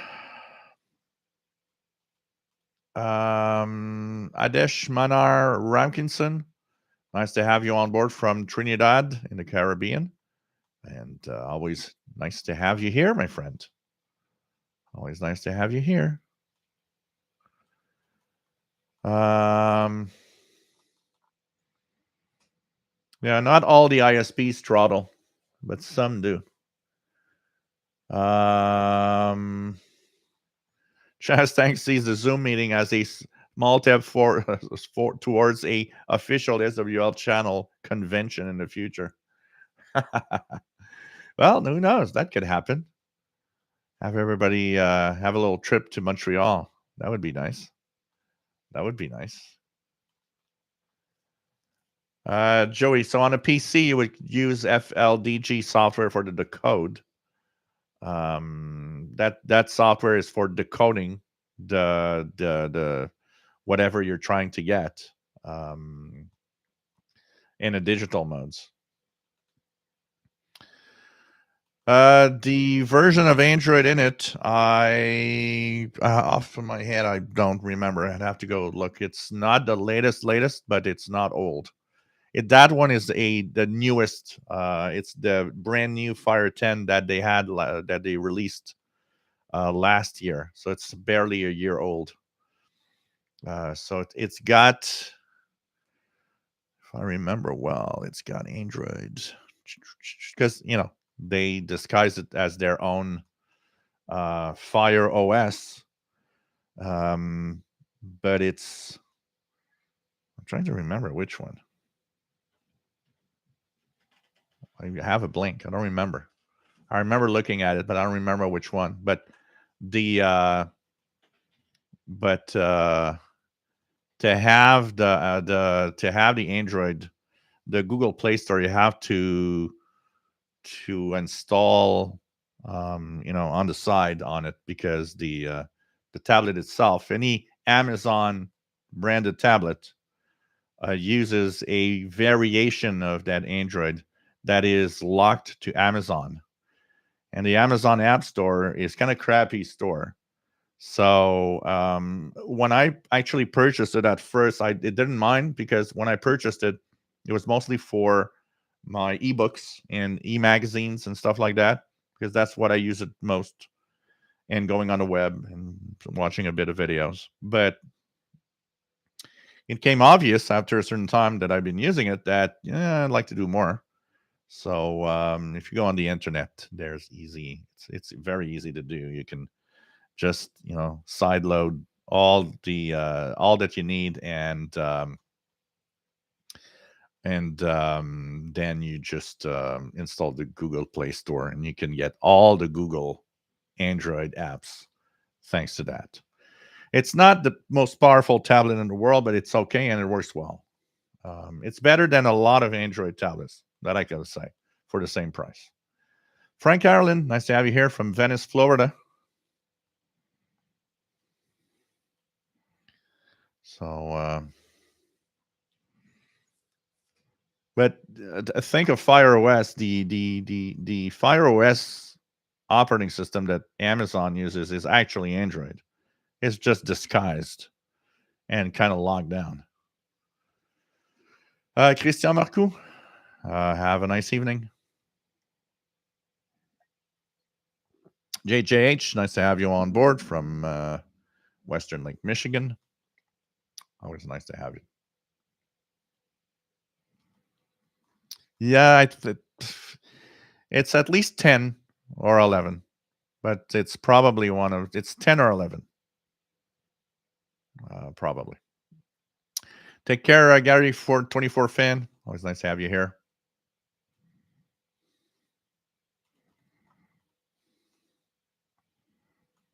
What else do we have? Chaz Tank is up for a convention trip to Montreal. Just got to get my official SWL channel T-shirt and pass to get in the door. Oh man, who knows what the future will bring? So, who knows what the future will bring? Hey, Daniel Marc Leblanc, nice to have you here. Dan in Shediac River, New Brunswick. So, Honestly, I don't remember which version of Android, but I know it. But that's the latest Fire. It's the latest tablet that they have that they released a year ago, roughly a year ago. So Thomas Olsen, hang in there. So yeah, but I don't have any desire to do that, Doctor Sisop. It's fine the way it is right now, and I'm happy the way it is. And I just get for what I use it for. That's all that I. That's all I do, and it's fine like that. And it, gets me all the apps from the Google Play Store, anyways. So it's all right. So, what else? JJ, so is the Sun CME preventing shortwave this week? Not picking up much. Actually, propagation is pretty good, and it's been pretty good every night that I listened. Honestly, so I don't know. You should check maybe your noise levels and the times they're listening, because it's been pretty decent. There were a few CMEs that were supposed to hit, but none of them had actually really done anything. If we look at the solar indices right now, I'm going to check out the solar indices as we speak. So right now we're a K index of 1. This is pretty quiet conditions right now. So right now everything is really, really quiet. And we had Thailand earlier, and so in general, propagation has been pretty interesting. The only things that might be happening in a few times is when there's solar flares happening. On the sunlit side of Earth, there could be some brief, momentary moments where the signals fade out, but for now, it's not too bad. Not too bad. One of the things that I suspect, JJH, because I get people from time to time to come up to me and say, well, I'm not getting anything. Is propagation that bad? And I suspect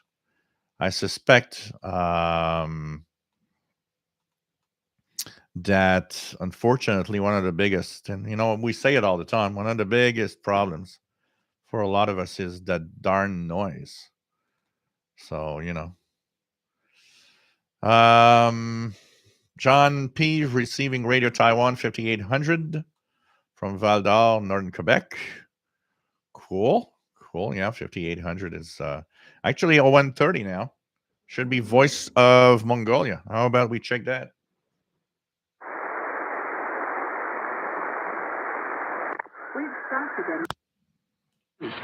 Mongolian Overview.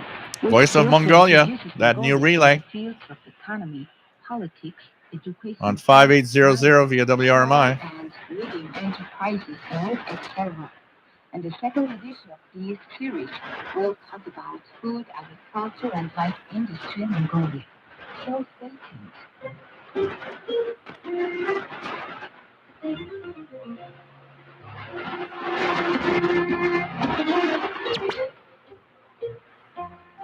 Here is the news. Western Baimurgi province to have construction works for tourism and industry development. This week, Prime Minister Underwood, accompanied by some members of the parliament and the government members, visited Western Baimurgi province to see some folks being carried out. So, Voice of Mongolia, nice to have that new relay via WRMI. Pretty cool. Pretty cool.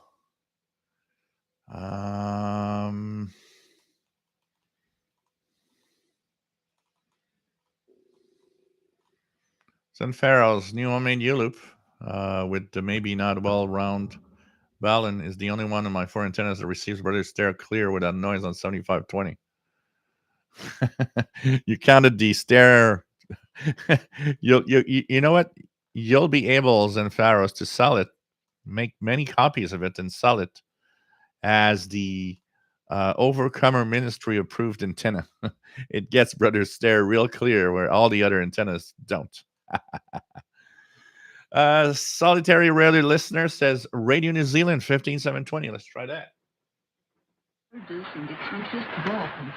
The government will adhere to the principle Nope, of nothing here. within the framework of Viadu policy. H-E-T. Salut, Luc. Nice to have you on board. Tourism infrastructure and industry based on the Clark Justin, yes. Totally cool to have Voice of Mongolia on WRMI. VT radio, 5800 S9 plus 20, but not very clear here in Vermont. The problem with 5800 is that it's being broadcast towards the Caribbean and South America, if I'm not mistaken. So they're kind of sending it away from us. So it's not helping it. But, Landy Kwatirski, nice to have you on board. And 5800 in Wisconsin, good signal. Cool. So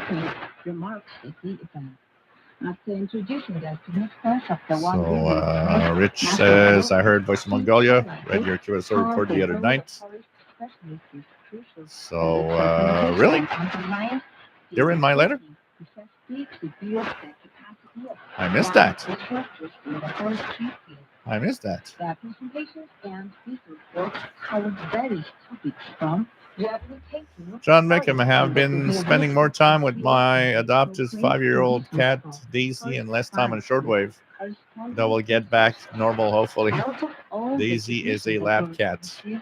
Cool. Have fun. Wow. So Voice of Mongolia actually read my letter in the air. That is interesting. I sent my reception report. What day was it, Rich? They have their... I'm going to go on their website. I believe they have all of their podcasts. I'm going to go back and listen to it. Wow. Okay. I missed it. Would have been... It's always fun to hear our names on radio shows. So I'm going to check that out. I sent my report. So Voice of Mongolia is on its what? Its second week. I send my report the first night that they broadcast. The first night that they broadcast. So probably on Monday. You heard it on Monday, I guess, because they're off. They're off Saturday, Sunday. So probably heard it on Monday. That's cool. Take care, Cool AM Radio. Stay safe. Have a good night.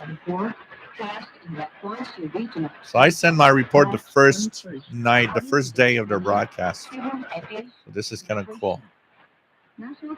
Hopefully I'm going to get a QSL card, maybe. I send them my full postal address because they didn't answer back on the email. Did I check? I did check. Unless it was in the spam folder. I have to check that, but they didn't reply back. Huh, this is interesting. Voice of Mongolia. From the same period of the previous year. This is cool. So, I don't know what's the agreement with WRMI and Voice of Mongolia and who went to, did WRMI reach out to Voice of Mongolia? By the way, one thing that I was thinking of, and I would guess he would say yes. I wanted to send an email to Jeff White of WRMI and ask him if he would like to be here in one of my live shows and talk about WRMI operations. So I think I'm going to send that tomorrow and keep you guys posted. I've noticed that pretty much everyone that has asked Jeff White for some time to talk about WRMI operations and all of that, he's pretty much always said yes. So I was thinking, I'm going to write him. I'm going to tell him who I am, and I have live shows twice a week, and talk about the fact that I love WRMI's relays of all the stations, and ask him if he'd like to participate in some form of maybe through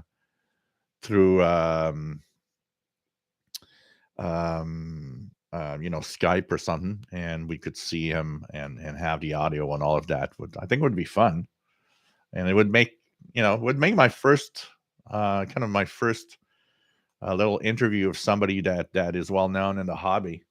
And I think it'd be cool. It's worth a shot, and it's worth a try. I think it'd be fun to have him on. You know, uh, WRMI operations are pretty mighty, pretty amazing when you think about it. So you know that could be cool. What else do we have? Dr. Sisop, cool. I tell him about jamming in 93.95 and 94.55. I'm pretty sure. I'm pretty sure that they know.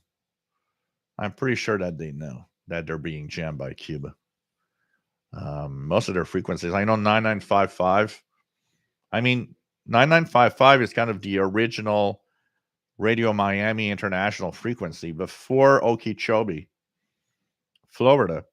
9955 was the only frequency that they were using, and they were broadcasting to the Caribbean and South America mostly in Spanish, most of the programs. That changed when they got Okeechobee transmitter site from Family Radio. But back then, 9955 was jammed, and we knew about it. So I'm pretty sure he knows.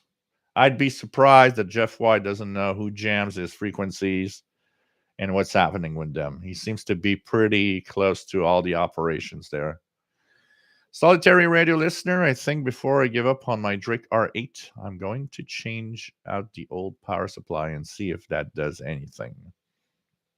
Do you have a lot of problems? Is it kind of getting deaf or noisy or something? Zenfaro says the Royal Air Force vomit on 5450.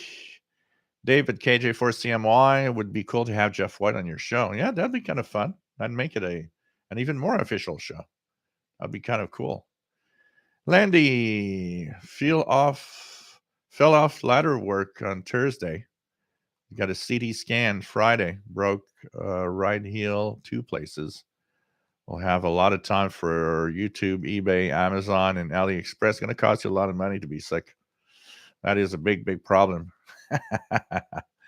Stephen Wood, Voice of Mongolia, 5800 WRMI on right now. Good signal in Cape Cod. Kimberly, K6YYL. Nice to have you on board from California.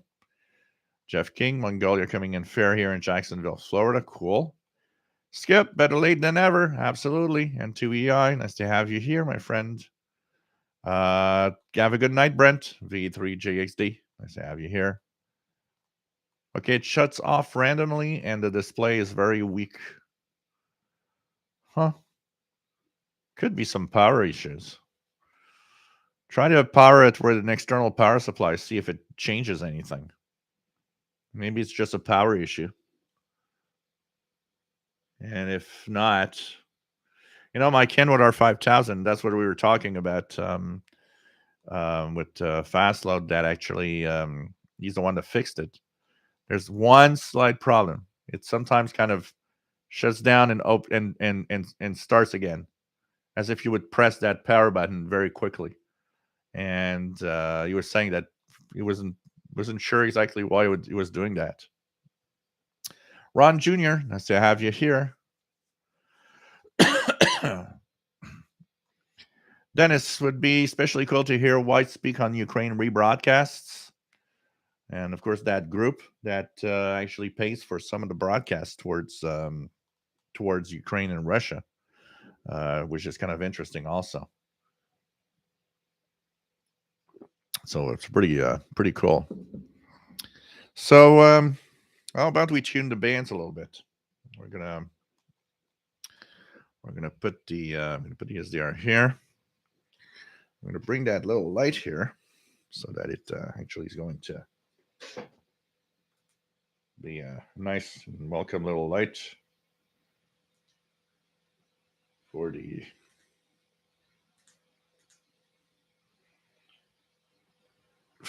radio. I'm going to put the radio in a proper position. I put this here, and we're going to start with our friend, Dr. Sisop that wants is WWV and CHU fix. We'll call it like that. Oh man. So yeah, I get how bummed out you must be, a solitary radio. You know, it's the same with my I can't get it out now, but with my Kenwood R5000. When my Kenwood R5000 started having the DOS problem, which is a very common problem of that radio, and you know, it wouldn't receive. It's kind of a bummer because for me it was also my first big radio, and that I purchased in 1990. So I kind of feel for you because I understand totally, because it's like, yeah, my first big radio that I was able to afford with my hard earned cash, and for sure. So okay, guys, let's go down here on the radio. Let's remove this so it doesn't glare, and maybe put it. Whoops, sorry. Let's put it like this. It's gonna be better, I think. There we go. Let's put this here. You guys are gonna be able to see. Let's put the audio. Time period. So that's Voice of Mongolia, 5800 kilohertz Animals such goats, sheep, cattle, from WRMI. Animal husbandry accounts for over 80% of the And country's agricultural production, with its over 67 million heads of livestock and unique location between two giant economies. Let's start with the Actually, WWV. Of China and the Russian Let's try 25,000.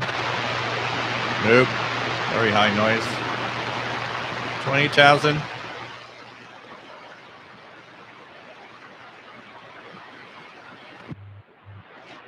15,000.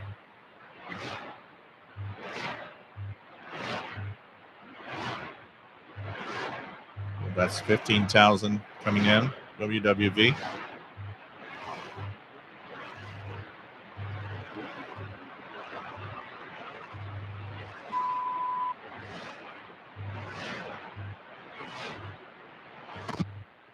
$10,000 kilohertz.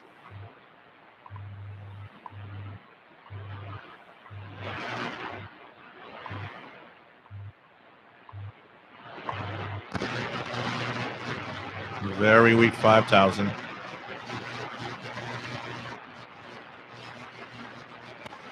2,500 is too early for that. Although,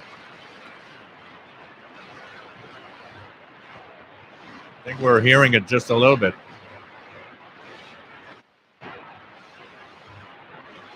Yeah, we're hearing it on 2,500. Not very strong because it's early.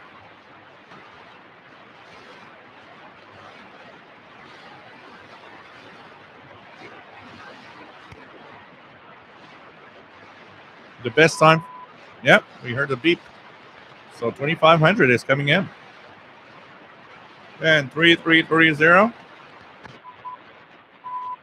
A little bit of wobbly signal, maybe a little bit of activity on the geomagnetic field here.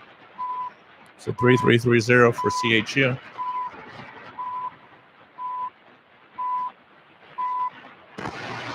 Nothing on 7850.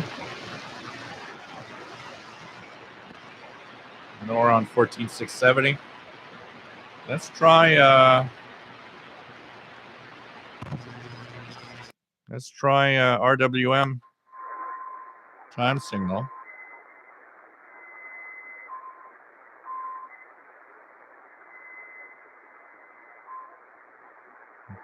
I don't think that's RWM. Is RWM a tone right now? Let me just check here. 4996 CW.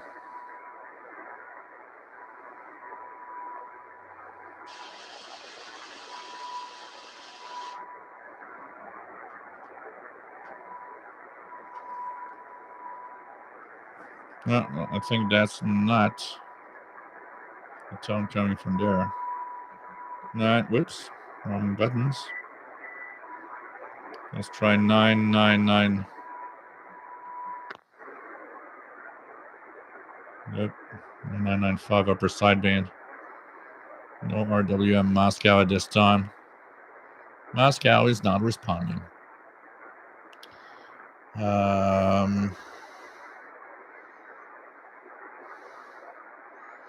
Keegan did a WWV scan on 5 and 10,000 kilohertz.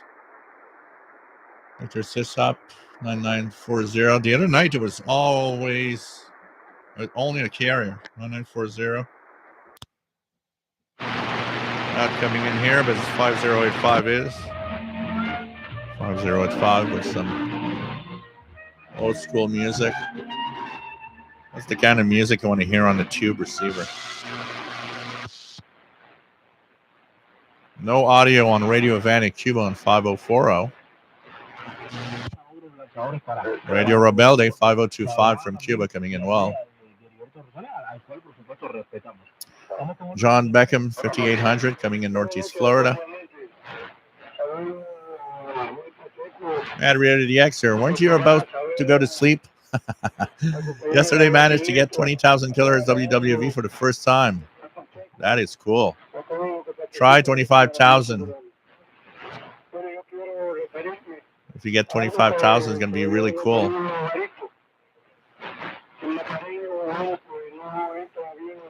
Rich in Atlanta is receiving WWVH in Hawaii on 15,000. Solitary radio listener, 7850, good. 2,500 kilohertz WWV is about S9.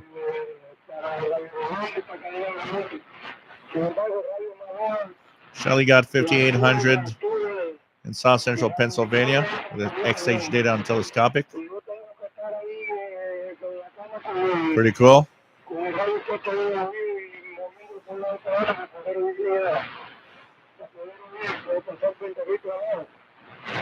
Oh, cool, man. Radio DXer.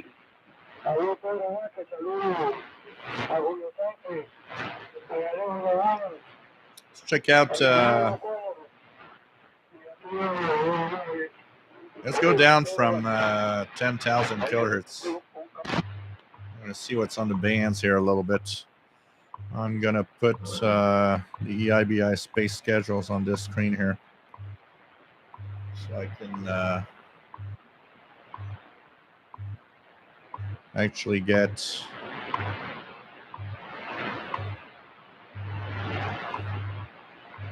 an idea of what I'm listening to. There we go. Let's go down. The ward Jesus, you are my Lord and Savior. 9975. And then the next thing you need to do is get water baptized and baptized in honey. KVOH from Rancho Simi, California. 9975. That's an interesting one. I haven't heard this one in a while. 9975.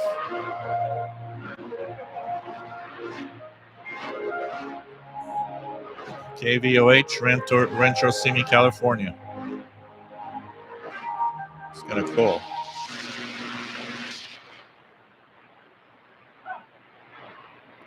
Brother Stare on 9955.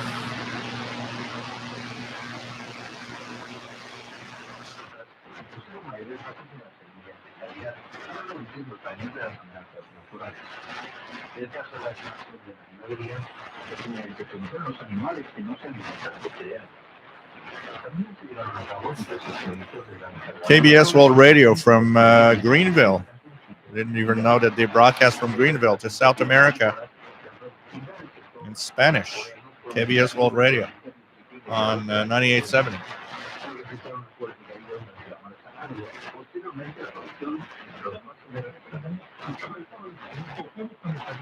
Radio 9975 is 9 plus 30. Maxi just wanted to send my PL330. Finally needed a charge after about a year in standby. Pretty impressive. Cool.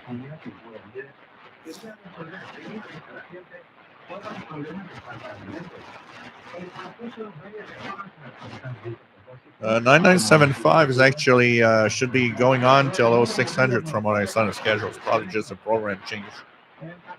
They're going off as the music.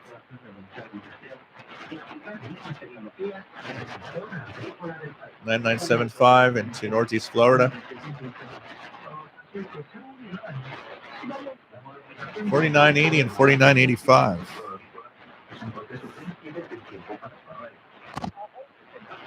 Yeah, 4980 is coming in.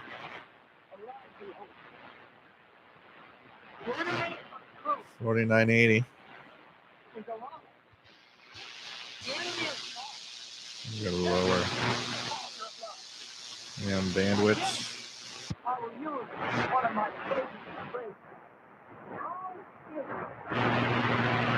Got nothing on 4985 though.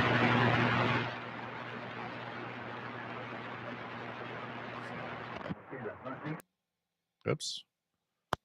Let's put ourselves in a bandwidth of 5 kilohertz. There we go.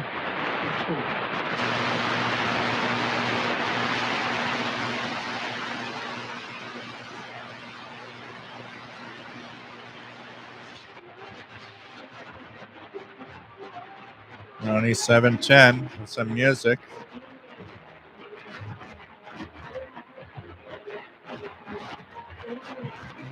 It's just China Radio International from what I see here. China Radio International from the Kashi transmitter site.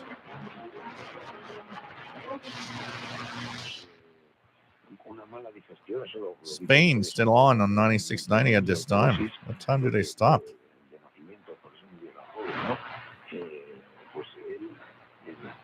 Oh, up to 03 on Tuesday to Saturday, up to 03 UT. Spanish in North America, 9690. Radio Exterior de España. 80 years, guys. They celebrated 80 years of broadcasting on shortwave. On March 15th, they started in 1942.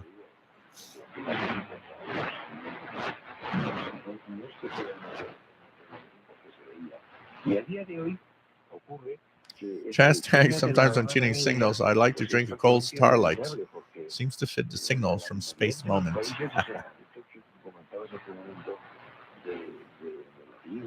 4885 should be Brazil.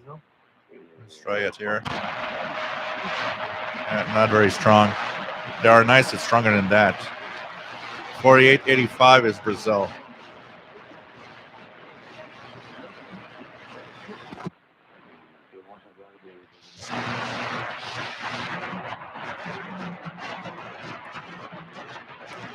Something I can barely make on 9675.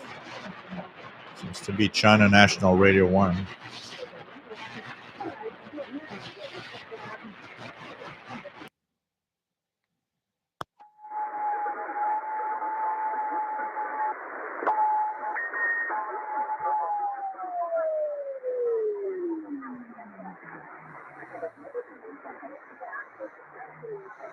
.7 is the Brazilian station. 9666.7. I got it here. Radio Voz Missionaria in Brazil. Always off frequency. You know it's that one when it's off frequency.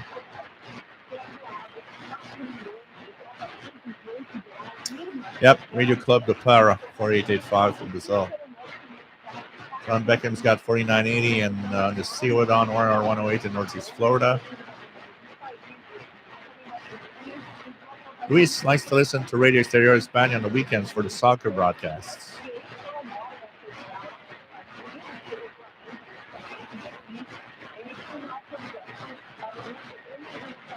Yeah, but they're off. They're on 9. Their official frequency is 9665. But their frequency here on the EIBI space, they actually have it tagged on 9666.5. And it's been moving. It's been actually moving for the past 2 years.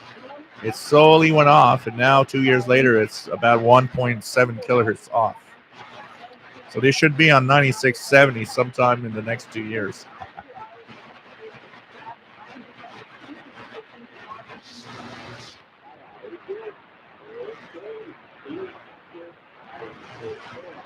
Radio Van at Cuba on 9650 for the Caribbean.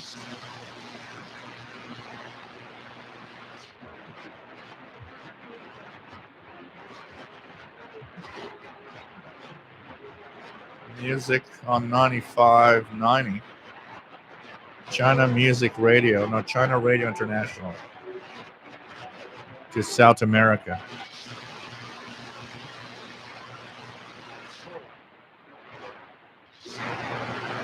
2535 was to Cuba.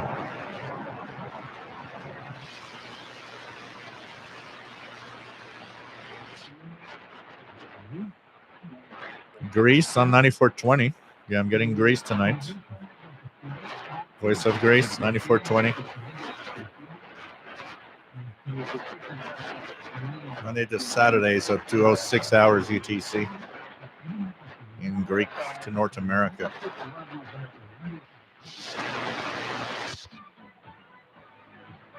And Ghostbusters on 9395, WRMI. They play a lot of music, actually.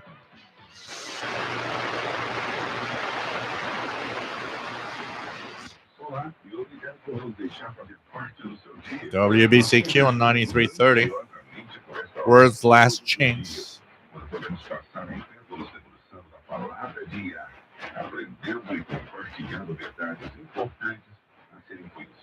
So, Terra radio listeners, just ran a couple of wires from the external power connector to my Trig R8 to the Astron power supply. Display is nice and bright again. Going to leave it on for a while, see what happens. Fingers crossed. Yeah, maybe it's just a power supply. Just a power supply.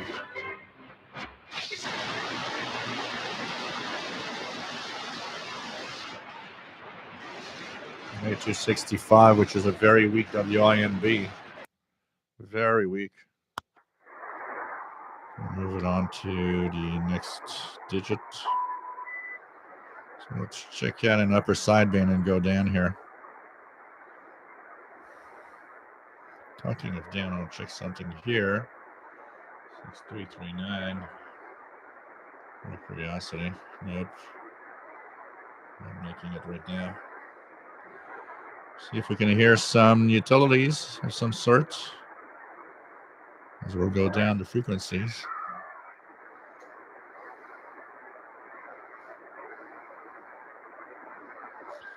Our JDA Dakota is missing 11780. The past few days have been gone. Yep. It is. I like to have it on 11780. It's always really good.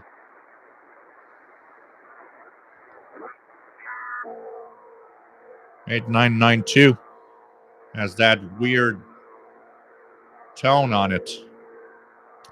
The U.S. Global Command frequency, 8992 upper sideband. What a weird tone.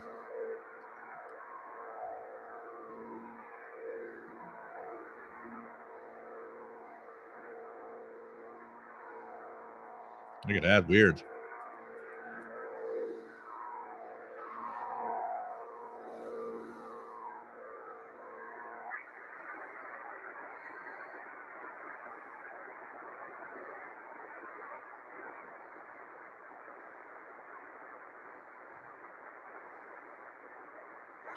I'm going down.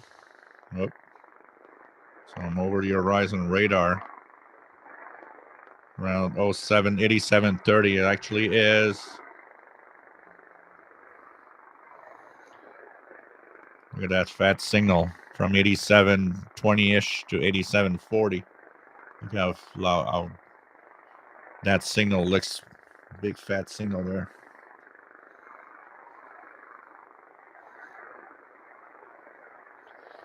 It's an over the horizon radar.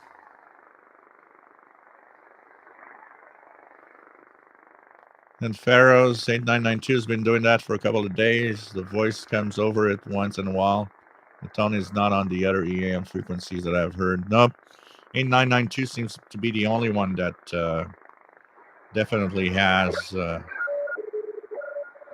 8693, some radio teletype signal. Wonder if it's reported here, 8693. Nope.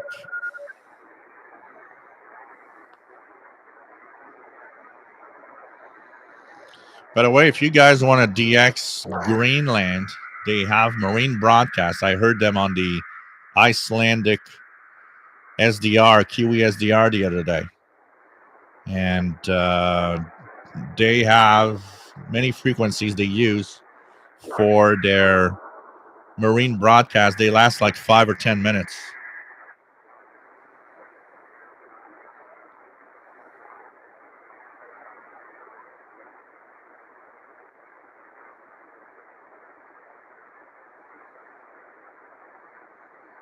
So we're going down, 8300.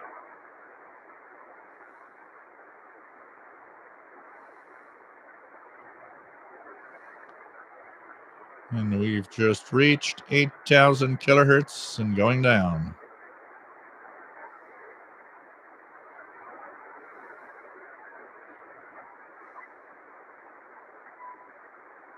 Very weak CHU on 7850. I can, in upper sideband, I can detect there's a carrier, but it's very weak.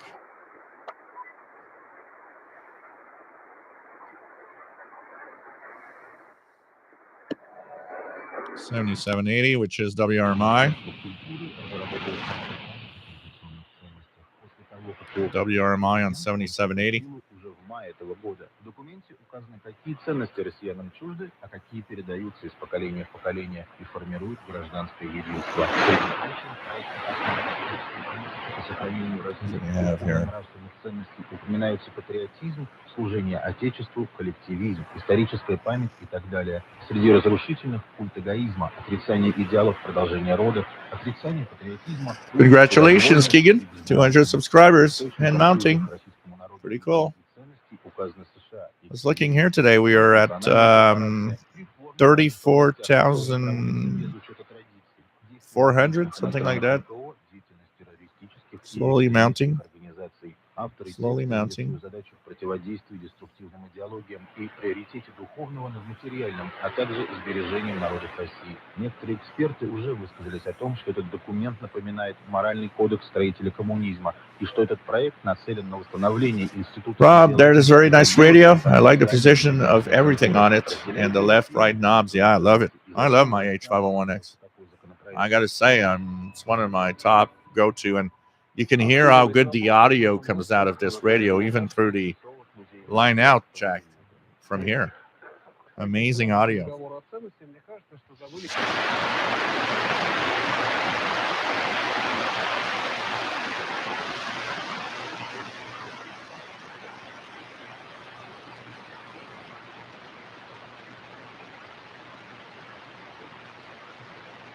Going down.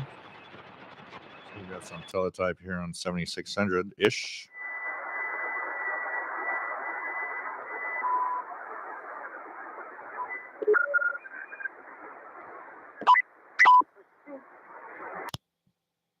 With a curse. 7570 WRMI. Strongman, it's bondage. 7505 WRNO. WRNO in New Orleans, Louisiana. Not the really not the WRNO we've used to listen to in the 80s, the Rock of the World. Not the same owner also. Masturbation, molestation, child molestation, multiple partner orgies, peeping Tom. Peeping Tom. The Winx Gamer, I've never heard it from my location. Maybe if I had some really, really low noise.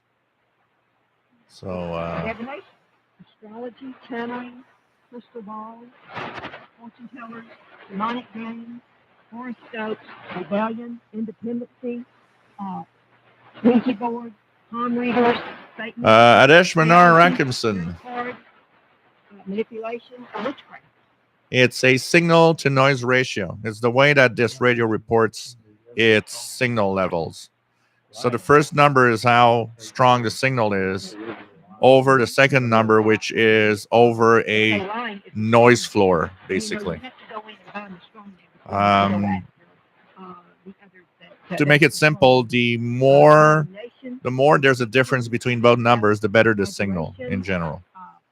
But on text and receivers like this, it's not very accurate, honestly.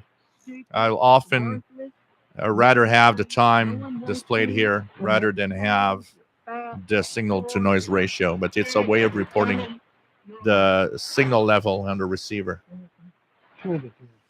Solitary radio listener, about 280 on his YouTube channel. I never thought I would get that many. Hey, someday I'll get 34,000.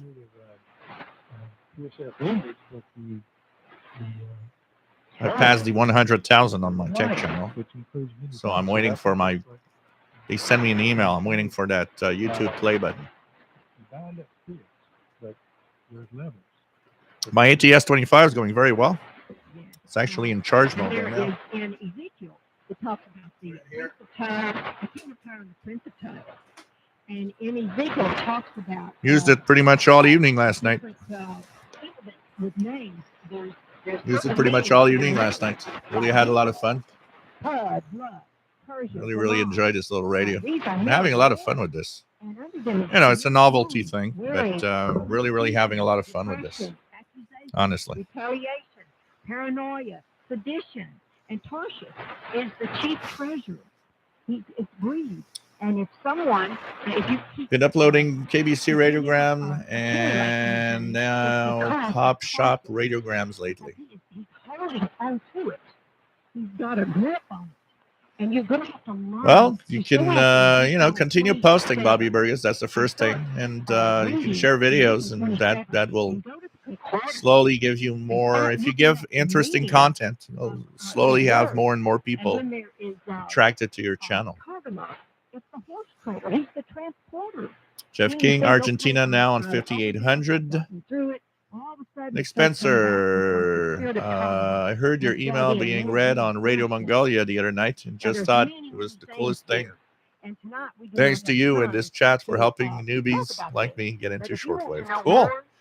So that's kind of cool. That's kind of cool to help you. We need to know if you to know that they read my my letter. Take care, Paul. VT Radio. Always nice to have you here. Texan PL 606, I believe, does not do upper lower sideband. And I tell you, I was into the Ouija board. I was into levitate. I could take a table and I could let it move. I could just put my fingers on it and all the way over to the floor. And I'll verify it quickly here, but. And I've repented for that. And God has forgiven me. So He can forgive you for anything you have done. He will not condemn you, but you just cry out to Him and say, Daddy, forgive me, because I did not know what I've been doing. Even Christians are into this, and they need to get out of it. If they do not, quickly, because I don't want to say. So, digital portable radio. It'll be yeah, it doesn't seem to be. Oh, yeah, it does. No, it doesn't. Wait, no, it's DSP. And his time is short. So, no, it doesn't. It's just FM, AM, shortwave, DSP receiver. And we're going to take a break. And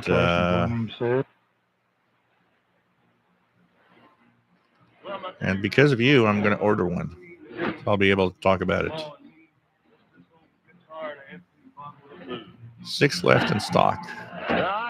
It's interesting. It says Texan, but it says brand XH Data.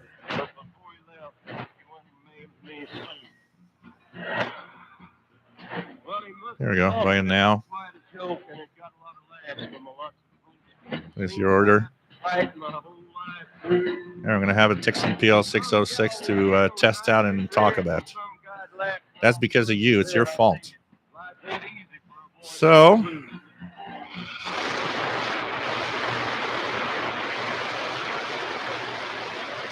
estadounidense. En un comunicado, su Radio familia Marti dijo on que falleció de 7435. cáncer, rodeada de familiares y amigos. Tenía 84 años. Albright ocupó el cargo de secretaria de Estado Oh yeah, entre Dish Manar. 1997 y It's still nice 2001, to have some durante el form of mandato del indication for presidente sure. demócrata Bill Clinton. For sure. Su influencia mundial llegó a ser tan grande que ha sido comparada con la de la ex primera ministra británica Margaret Thatcher en la década del 80. Madeleine Albright nació en Praga en 1932. Greg's got a shortwave receiver in the kitchen, no noise. I have long wire antenna, and the wire is taped on the ceiling. Cool. Cool. Antes de asumir el mando de la diplomacia estadounidense, ocupó el cargo de embajadora de Estados Unidos ante la ONU, donde dejó su huella, en particular durante la ofensiva estadounidense en Kosovo. Yeah, 117. I got 115 right now. We went up to about 140-ish half an hour ago. We had that peak. Pretty cool. WFJ59. What type of plug is used for the external antenna? It's like an audio cable. It's an 1/8. As you see here, 1/8. This one is a custom cable that I have done for a BNC on one side, 1/8 on this side. Shows you a big difference when I plug it back in.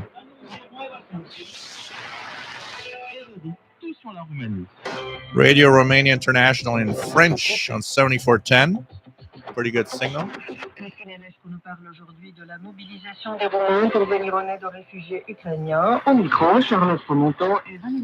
2N2222A.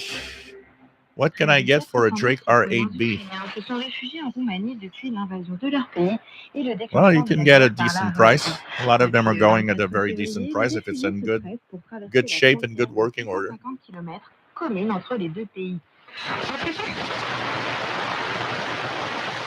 Nope, 7410 is direct from Romania.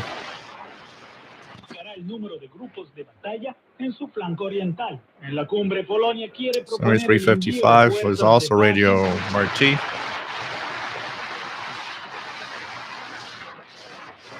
So 7300.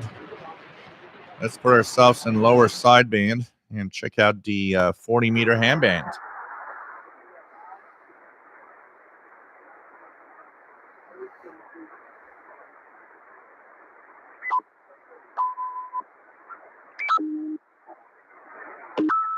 There are a few stations, 7265. What's on 7265?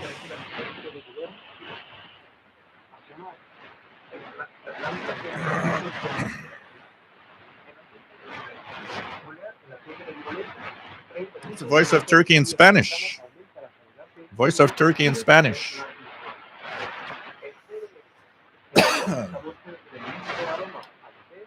Coffee Bibber, listening with you on my PL330. I have a wire running around my window.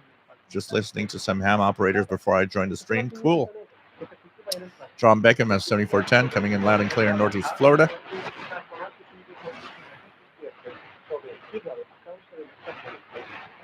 $72.65 is Voice of Turkey, Spanish.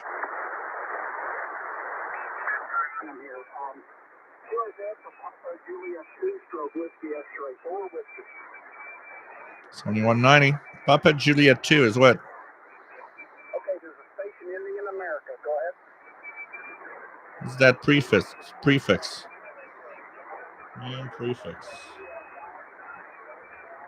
Papa Julia 2. All right, Kilo 2, Golf Bravo Alpha. You're 59 into current south. Oh, the Netherlands Antilles. PJ2.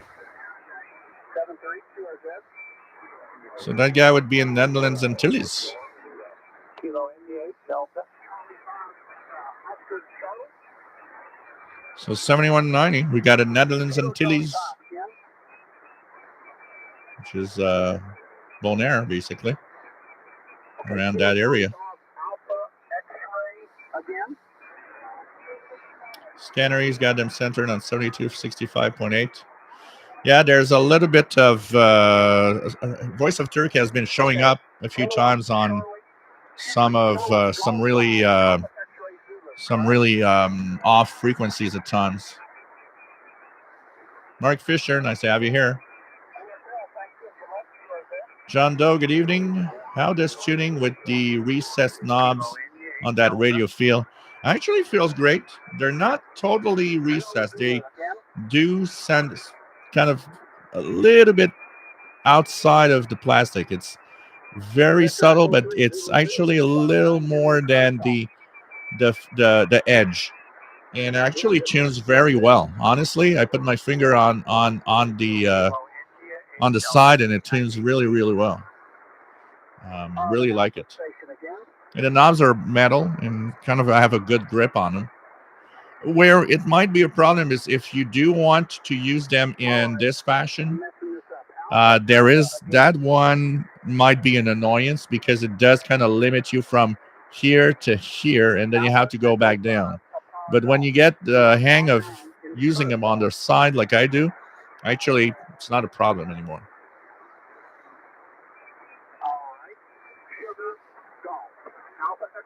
Shelly, it's Romania. It's coming from the Galai Zahal transmitter site in Romania. Not I said Galai Zahal. It's not that at all. It's that's the Israeli station. From the man, I forgot the name, but it's from Romania. The transmitter site is in Romania on 7410. Uncle Justin, nice to have you here from Western New York, KB2RMC.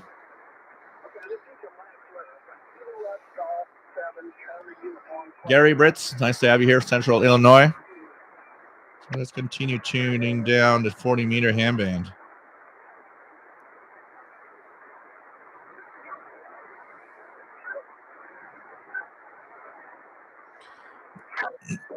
Pretty quiet handband, 40-meter handband tonight. Now let's move ourselves an upper sideband below 7,000 kilohertz. See what we're going to hear there. A Link 11 and 6942.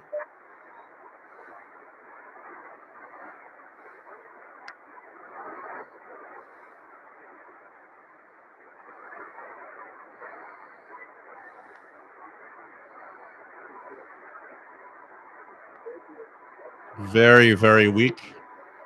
Trenton Military in Ontario, 6754, but it's very weak tonight here. Probably skipping over me.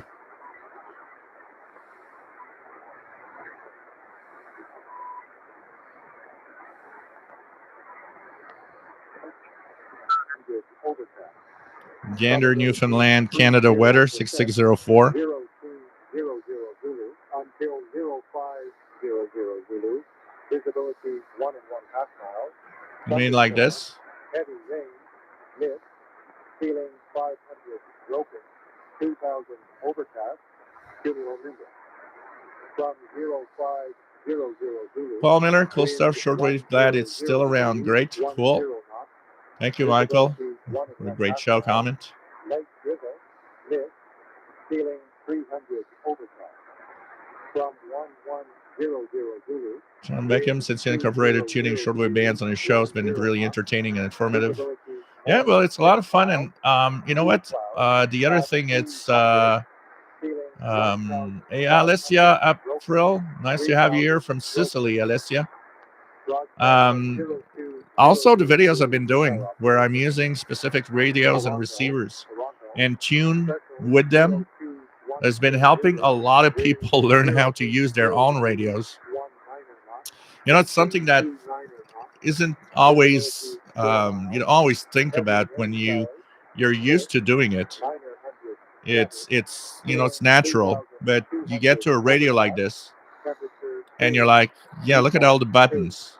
It could really be very, very difficult for some people to actually learn how to use them and how to use the radio and what each button can do. So by having a live tuning around and pressing all of those buttons and explaining why has been helping a lot of people with their own radios, actually.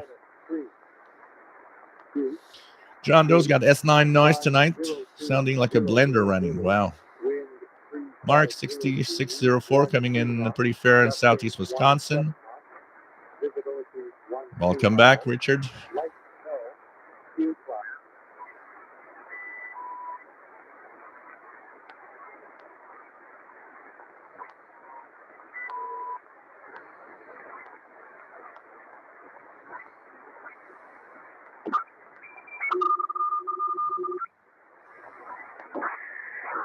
Stanag,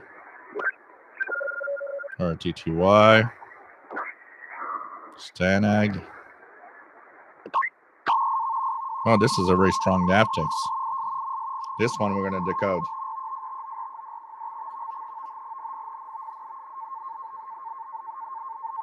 I'm going to go use Droid Navtex.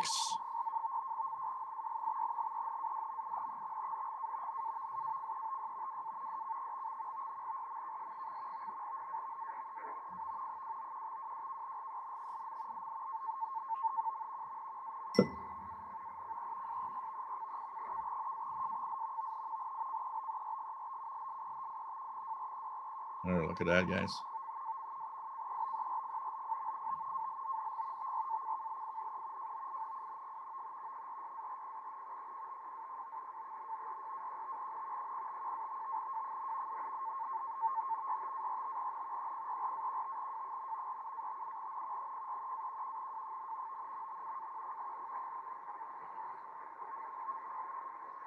There's some decoding going on.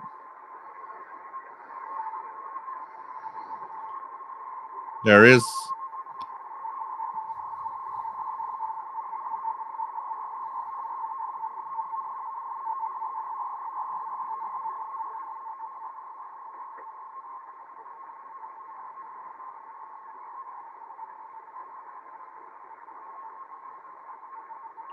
So there are some coordinates being given, but it's the ice service, Iceberg Bolton. So Iceberg Bolton. Which station gives Iceberg Boltons? On 6313.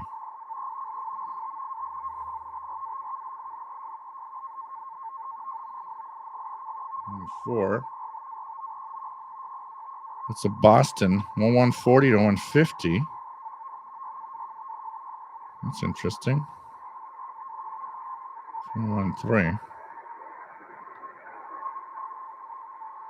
I guess that would be Boston. I'm going to tune it here.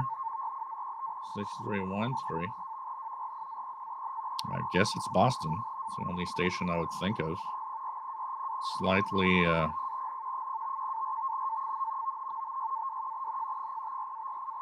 use FLDG here.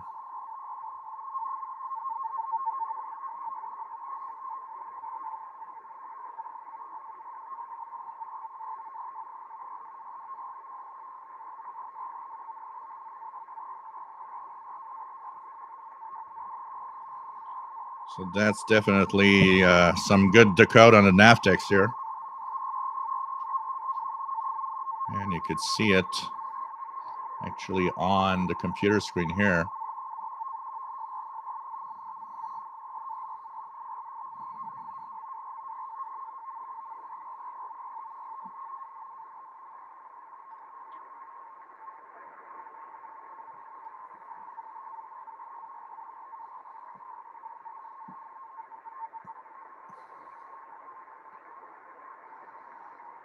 Doesn't take a lot of noise to actually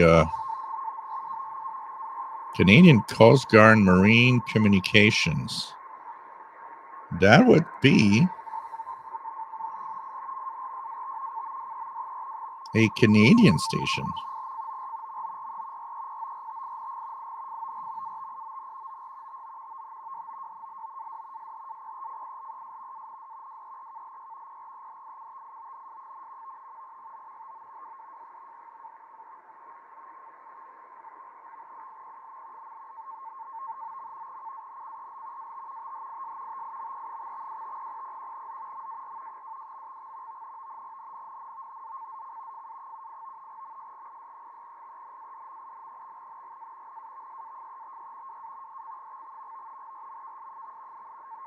Yeah, that must be Boston, I would guess.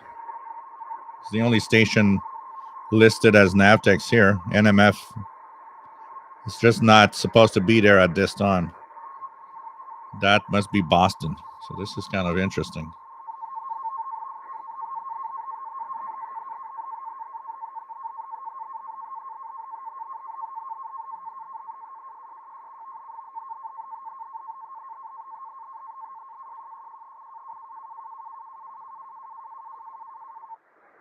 It just stopped. It just stopped. So that was some decoding. That was some decoding.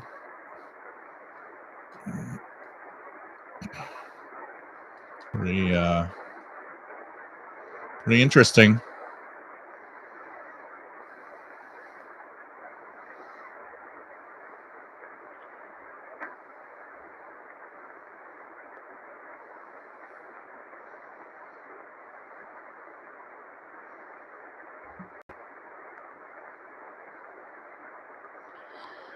Shelly, your recent XH data vids taught me some stuff. It's easier to learn visually. Now I'm going to do more of those because I realize that a lot of people enjoy those visual, you can almost call them visual instruction manuals, because having somebody use it to do stuff definitely helps. And sometimes there are things we don't understand, and when we see somebody else do it, you're like, okay, that's how it works. Lakos, nice to have you here. Just had I haven't had the motivation to listen, but maybe sometime soon I'll get back to it. You have to, man.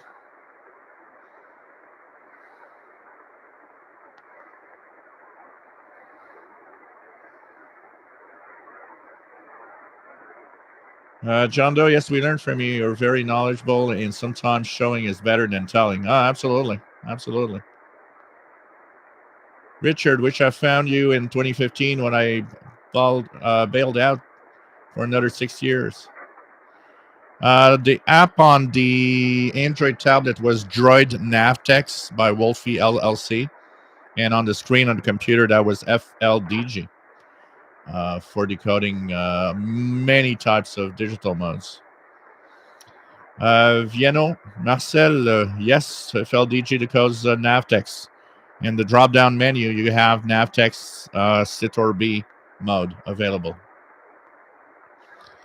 Uncle Justin, I tried to teach my grandchildren about ham radio. It was okay, but then they heard shortwave listening from around the world and think they're hooked. Cool.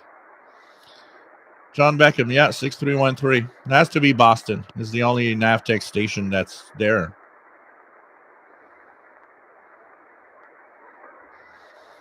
Alan's there, yeah. You got to watch out for those icebergs. Richard's got 6313 on the ATS 25 Emily 30.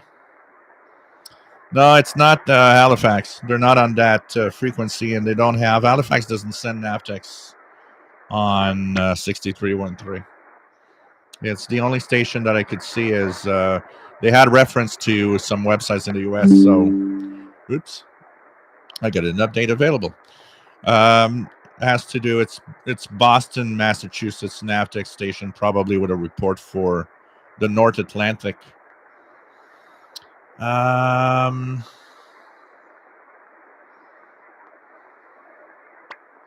that's what I think, Mark. They probably have some iceberg and marine weather stuff from Canada going on.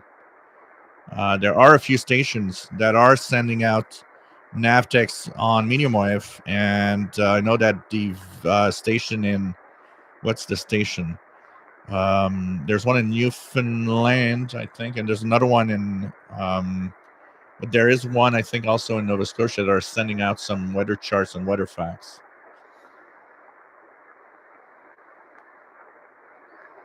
Cool, Shelly.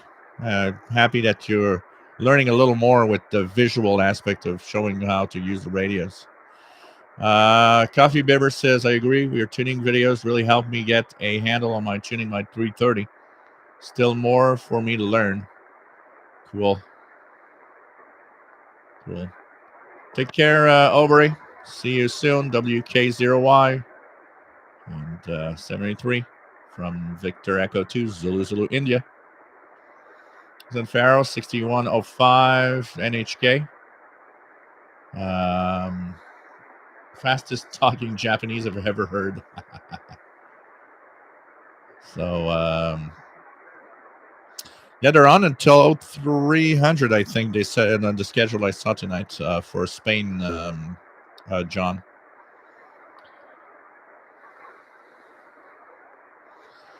There's not more updates on Windows 11 than any other operating system of Windows, Mad Radio DXer.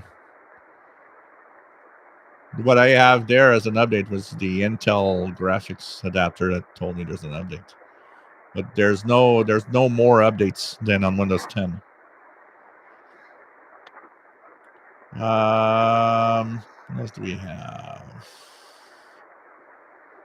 But anybody on Windows 10 is fine. You don't have to go to Windows 11. I'm okay. I'm there because I have to, because I do videos and stuff. But I mean, I like it on the Tech and Tuesdays, you know. Oh, look at that. This is some form of radar in 6285. It's very wide, actually, 6280 to 6290 or something.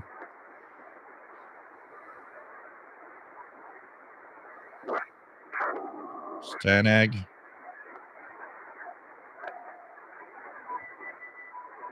So 49-meter band. Let's put ourselves in AM mode. In upper sideband. Not much heard, but on 6180. This is China via Cuba. 6180.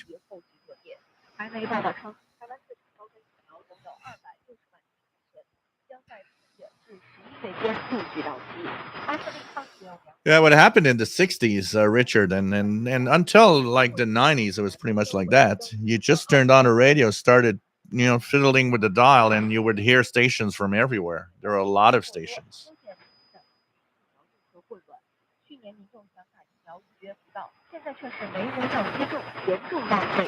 That type of bursts, I'd have to go back and re-listen to them because I actually did an article in the utility column in the Messenger a couple of months back and talk about the different radars and where they are from. And I had identified this one where it's from, but I don't remember by the sound. There's so many of them that I just don't remember which one it was.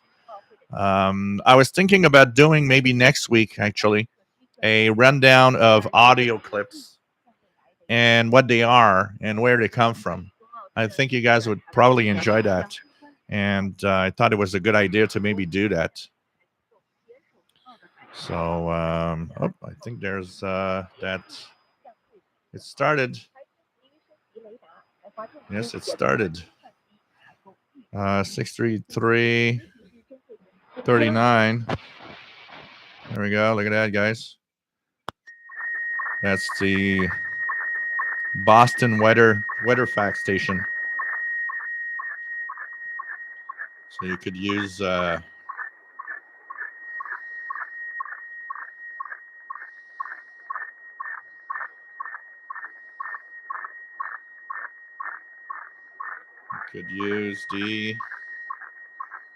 HF weather app. Signal is not as stable tonight.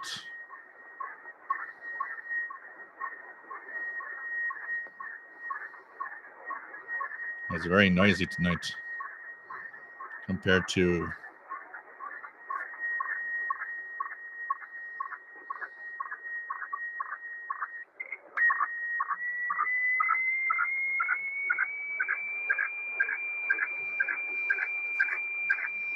as you notice, as I shift, it becomes clearer. So this is going to be the code.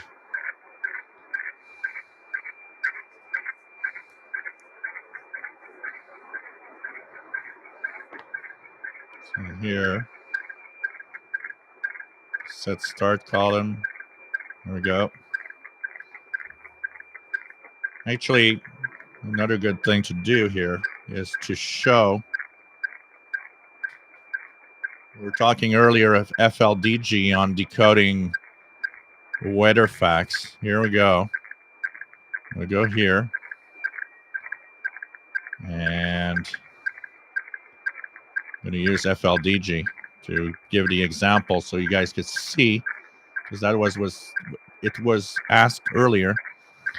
So you could see that the distinct two lines created by the signal in the waterfall of FLDG, you just need to choose the correct mode. So you go to op mode, WeFax, choose WeFax IOC 576, and here you have to match the lines like this, and then you should start seeing something appear on the screen at some point with the decoding of the weather fax signal. And so that's basically the way that it works. So you see it at the top, it's starting to decode. And then you have to fix the slant. So you got the buttons for the slant and the alignment. And if you're lucky, it will auto align. And that map is slowly starting to show up on the screen here.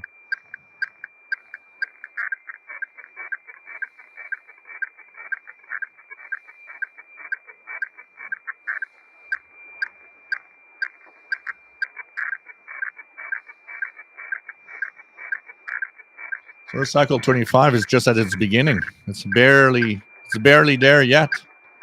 So imagine. Zen Pharaoh's burst signal is so wide. The sound in the radio depends on a lot where you're tuned. Yep. That's multiple frequencies and shifting in there. What else do we have?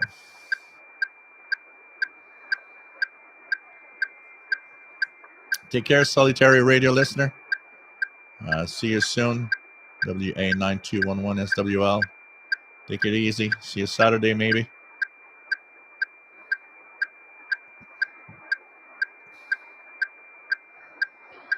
Tender, what's a good cheap CB? I'd simply go to a flea market and check out what they have rather than buying something new today. I gotta tell you that. As long as it works well, you need to test it out. So as you see here, it's decoding a weather chart. It's a little slanted, but we're gonna leave it like that. So that's the way it works here. All you have to do is match the lines at the bottom of the waterfall, and you're getting a decode. And as long as the signal's decent, it will decode well. So it's part of the stuff that's kind of interesting. That another side of the hobby is kind of cool. Also at the same time. Oops, that's not what I wanted to do.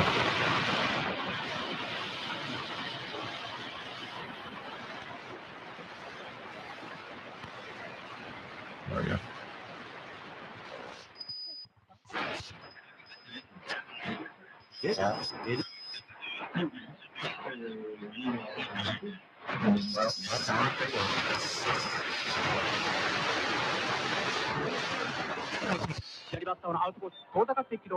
That signal from Radio Japan on 6105 from France is just amazing. شما این شرایط و موقعیت کشورهای اروپایی رو چطور شما می‌بینید در حال حاضر؟ 6095. سلام.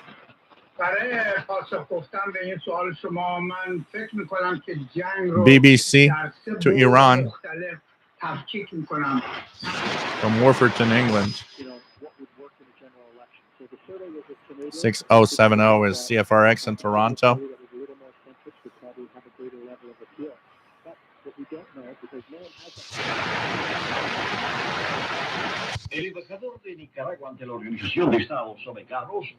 Radio Marti. Radio clubs in Asia, Radio Havana, Cuba on 6,000 kilohertz. Indonesia, and we like to listen, gather around the shortwave radio and keep warm by listening to, it's not that cold, to Radio Havana, Cuba, and other radio stations too. The X Club. Thanks. Thanks to you, Zahir, Saj, and Seems to be the mailbag show on Radio Havana, Cuba. Yes, Chris Lamar, fighting to expand British Columbia. Radio Romania from Romania on 5990. WEWN on 5970. And NATO, the U.S. and the U.K. turned Russia down. But we weren't given any reason. Take care, David. What do you mean we weren't given 5950 WRMI. I mean, NATO did not give us any reason. The warning. La un program de formare de educator special. Paper! Propagation is not too bad tonight. Oh, his inner thing. Deuteronomy 5850 WRMI.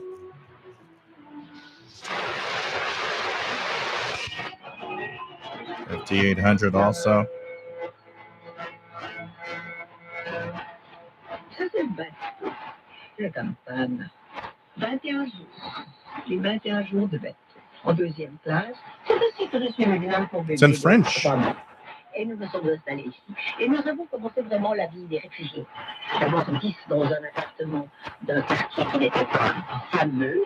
Puis ensuite, nous avons acheté un petit terrain, à une trentaine de kilomètres de Buenos Aires, qui paraissait Ah, it's Radio Argentina al Exterior in French.